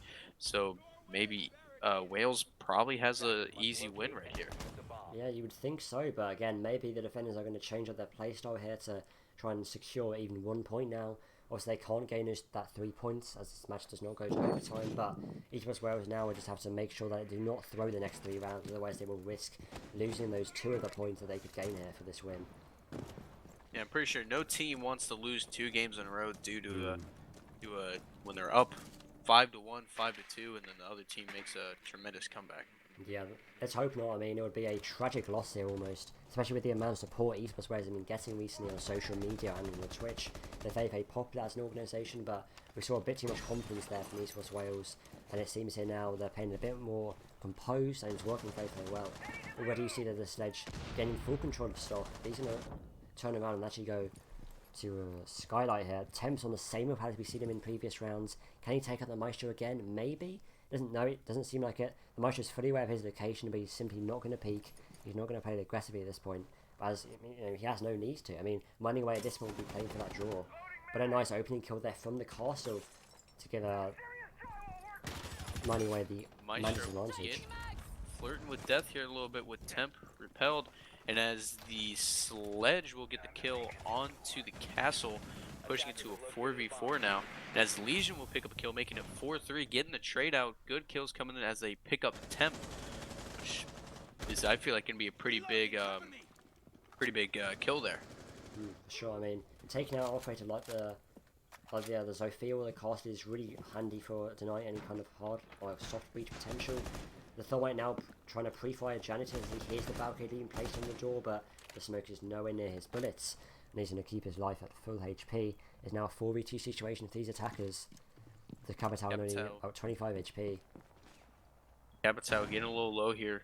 That Legion, that Goo Mine didn't help either, but the smoke the smoke did get a pretty key kill here, but the Thermite knows where he is due to the barricade being placed down.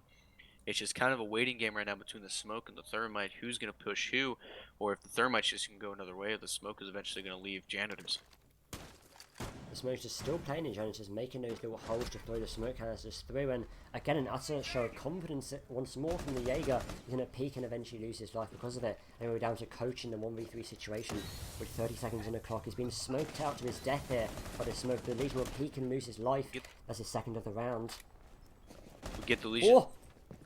What a wallbang there. That's his third. Coming in from Coach. He's now down to the smoke. Down to the smoke. He knows where he is. He knows. Can he get the kill here? Rotating All the wallbangers will go through, but cannot quite hit him. He's got 5 seconds. He will have to get the plant down. Has to get the plant down here. The smoke knows he's going for the plant. Oh, he's not pushing him. The plant's going to get down. Gonna get the plant down. Oh, well, the smoke eventually takes out that Thermite as he goes over the sofa. That was a very close round there from Coach. A very nice attempt at the clutch there. What a wallbang there from the Maestro. I don't know how he knew where the Maestro was, but Mining Away secure round number 10. And now the score sits at 6-4. Yeah, what Coach did, what he could there. He got 2 very nice kills onto Legion and the wallbang onto the Maestro. I don't even know how he got that kill. He must have hurt him or something. But Benjamin with the smoke doing a pretty good job of pushing him out there. Kind of, maybe he could have pushed him while getting the plant down. Maybe that would have been a better idea. But either way, still got the kill, pushing it to 6-4. Really good round there for Mining Away to clutch up there. Again, it's very close. We saw the Legion playing a little bit too aggressively. Almost some confidence coming out from Mining Away now. We saw both the Jaeger and the Legion peak very aggressively. And only one of the 2 times did it actually work. So maybe they need to be more conservative with their confidence here. and they're gonna show that with that Ellis 6th pick. Ellis very very good, especially on this kind of site. You can play the Ellis shotgun on this stairs. I've seen that very commonly at the moment, and maybe they would choose to run with that. I'm not entirely sure. We'll have to see. Yeah, Ella would be a pretty good pick here because of her Grismont mines can disorientate people and can set somebody up from an easy push or run out and get some easy kills. For sure. I mean, she's kind of like an alternative to Echo, almost. Like, she has 3 Echo drones, almost. She has those mines placed on top of doors, and that does a similar kind of effect to what Echo's drone does. So that could be obviously very, very powerful if used correctly, but hopefully we'll see that being used well here in this next round. Yeah, because you also have the Maestro to pair with it, which both are pretty good plant denial operators, and also can, well, with the Maestro, you can destroy gadgets, but both are really good plant denials because both can disorientate people, and then one can shock and kind of just stop the plant altogether. Absolutely. I mean, Maestro cams I've seen so many times before actually denying the plant completely. The lasers are very, very powerful actually if they're used consistently over and over again. I mean, one laser shot I think does about 5 or 10 HP, but over time, if you do that over and over again, it can cause a lot of damage. Yeah, the only problem is once people find out where the evil eye is, you kind of have to worry about when not to use it, because obviously once that bulletproof shield is gone or is opened up, you can easily just take out a Maestro with a simple hit or a simple shot with a single bullet. But you can also, I believe, you can destroy it with explosives as well, if I do remember correctly. Yeah, you can. I believe you can use it with like Sophia, Ash, even Sledge as well with the grenades and Buck as well. So there's a lot of ways to destroy those Maestro cams, but again, if you keep those Maestro cams in play, they can be so very powerful. Here, the Maverick yet again going for the destruction of the destruction patch above A. Maybe this time he can possibly get a pick onto somebody. Just use it to peek through.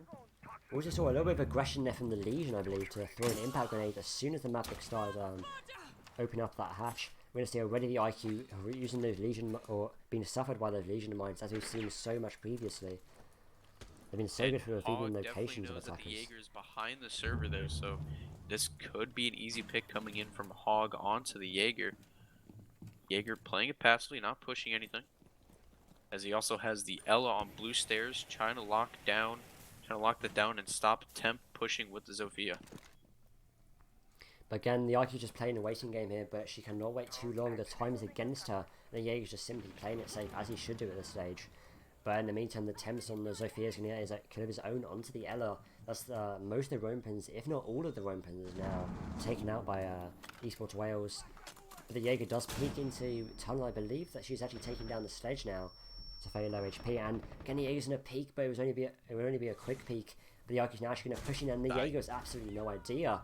And that will result now. Jaeger will get dropped by the Sledge. Does a good push in from the IQ and the Sledge. Good push, and the Sledge. Oh, she's taken out by the own Zofia. Oh no, that's unfortunate. That is very unfortunate indeed. As Smoke will throw down one of his cancers to kind of stop the plant with Thermite. The coach will get the diffuser down. Well, the Smoke will be taken out actually, and now the attackers will be able to get that plant down, and it will be a 4v2 situation now. The match on the line for the defenders will all be down to the Maestro and the Legion now. Maverick set up pretty nice here above A on the on the hatch, so he can see directly from that rotational and probably pick somebody up. The Maestro looks like going up the stairs, but Diffuser's in a pretty good spot here. They have a Clan Ward down on it as the Maestro and the Legion start to push up, and they both get dropped at the same time. Esports Wales will win 7-4. A very well played match by both sides from Mineway and Esports Wales. We saw that finally Esports Wales playing a bit more conservatively and conserving their confidence, and eventually will lead to their first victory of this Maximus League season with a 7-4 scoreline. Yep, that will push Esports Wales to 1-1 in their group stage, and that will push Mineway to 1-1 as well, if I believe. Yep, Mineway will also be pushed to 1-1 as well. Nice, so it's kind of an equal scoreline there in this match. So hopefully we're able to see kind of an insight as to what went down in the heads of Esports Wales, as now we will go to the IGL interview for Esports Wales, and we'll be right back.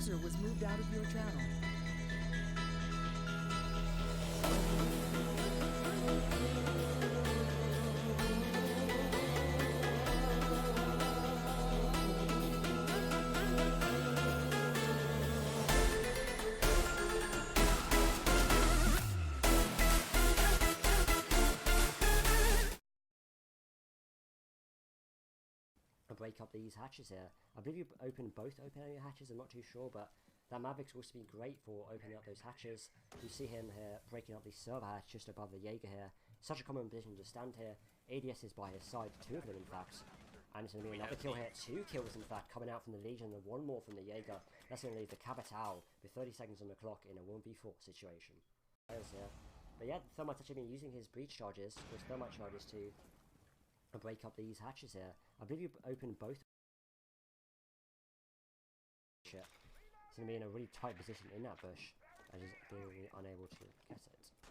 In the meantime, the Jackal's gained full control of stock, and he's going to make his way out, looking to gain that control of Janitors. Oh, but a nice C4 there from the Mozzie side. He's going to gain the man advantage early on for Esports Wales. Yeah, it's a very good pick there by the Mozzie, utilizing the C4 as the Mozzie might get a second kill, but no need to pitch it. He's going to be in a really tight position in that. So I feel like you could use it really well as an observation tool. As the Jaeger will get a pick, and same with the Legion. Hog so far has been on fire. Yes, the 11th really kill. Well. It's 11th kill around there on this match, and now the Jaeger's been pushed here from service stage. He's going to end up peaking, and we'll be taken down to about 10 HP, but we'll get 1 kill for his trouble here. That's his second. So I feel like you could use it. Attack is actually going to plant. They're going to rush in actually. They're going to plant. I assume it's quite a deep plant. Maybe it's to catch off any C4s, but the smoke's going to see 1 attack and the plant's coming down, and Sophia's unable to cover, but the smoke will miss the first SMG 11 shot, but will not miss the second, and will take out the Thermite with the shotgun. Nice triple kill there by Benjamin with the smoke. All it is left up with Hog, IQ in hand. They throw down the gas canisters, and they will get the kill. That will push it to 5-3, maybe mining away. He's going on a bit of a run here. Attack is actually going to. The smoke's just still playing in Jones, just making those little holes to throw the smoke canisters through, and again an utter show of confidence once more from the Jaeger. He's going to peak and eventually lose his life because of it, and we're down to coach in the 1v3 situation with 30 seconds on the clock. He's been smoked out to his death here, but the Legion will peak and lose his life. That's his second of the round. We get the Legion. Oh! What a wallbang there! That's his third. Coming in from Coach. He's now down to the smoke. Down to the smoke. He knows where he is. He knows. So welcome back everybody to the stream, and we will now have the IGL interview with Temp, the IGL of Esports Wales. So Temp, welcome to the stream. Hello Temp. Do we hello. Hello. So first off, congratulations on your victory. A very nice performance there. But we saw a bit of a almost comeback from mining away there. Do you think you have a bit more confidence when you have a lead? Or is it like maybe you just played badly when you had that lead? Or did mining away adapt to your play style?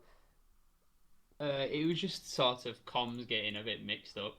And then it caused like little things in the round. And then overall it just led to them coming back when we should have easily had most of them rounds. Oh, gotcha, okay. Alright, so yeah, Temp. So, congratulations on that win. That now pushed you guys to 1-1 in your group stage. I bet you guys are happy about that.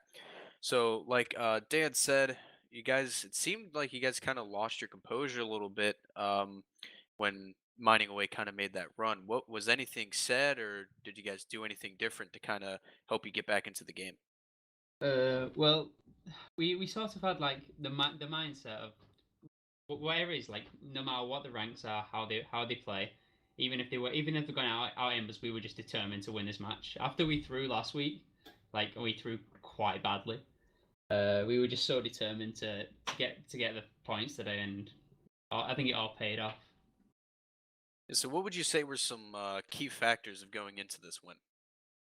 We definitely went over our majority of our strats for our maps, because a lot of them were lacking. We've noticed like pre-placed drones.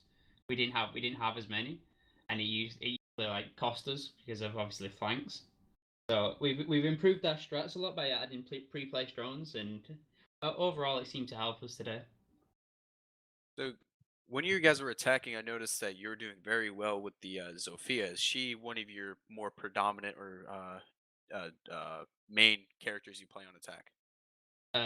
Yeah, majority of the time I'm either on the Zofia or the it's usually just Sophia, but it can be Jackal as well. But I made a lot of mistakes on Sophia, as you saw in that last round, which could cost us stuff. Yeah, so like trying you to were, take out the I Maestro noticed, town. because you repelled on the front of the bank and got really close of getting that Maestro, and it ended up, it seemed like getting you killed.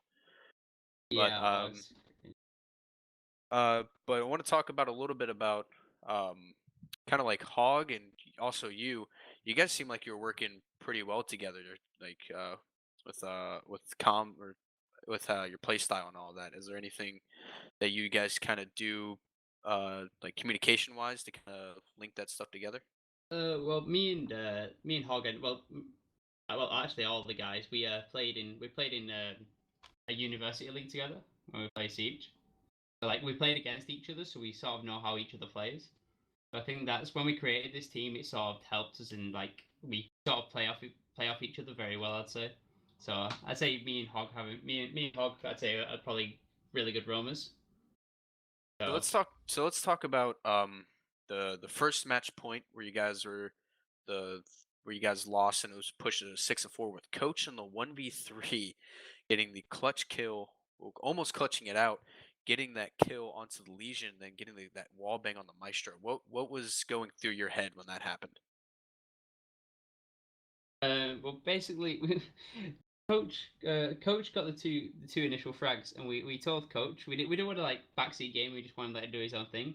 But it was like there's 6 seconds left, and obviously it's a 7 second plant, so it was like just push for the kill. He's in the next room, but I don't know. I think he was just in the proper zone, so I think he completely ignored what we said and just let the plant.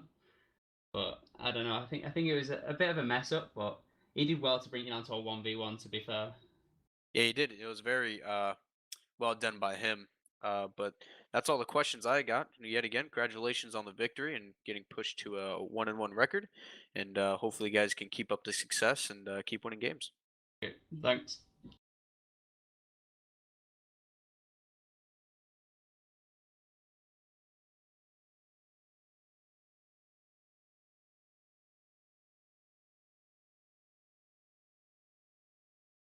Cheers, thanks.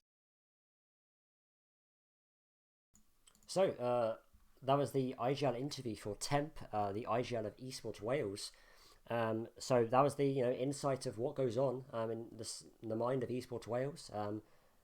But now we will take you to the offline screen, and that is all our matches for tonight. Our next matches will be, I believe, on the 4th of October. Basically, about I'd say 5 days from now, roughly. We have our next matches. So on the 4th of October, we have a 6:30 p.m. BST. That's a Friday. We have Chimera Esports versus Pew Pew Gang. So some great matches lined up. As you can see them all on the Discord server. We have our fixtures linked all on there via the -fixtures command. So please use that. Please look at the fixtures, and I hope to see you guys in the next stream. But apart from that, we will see you all hopefully next week for our next set of matches. And I wish you all a fantastic evening.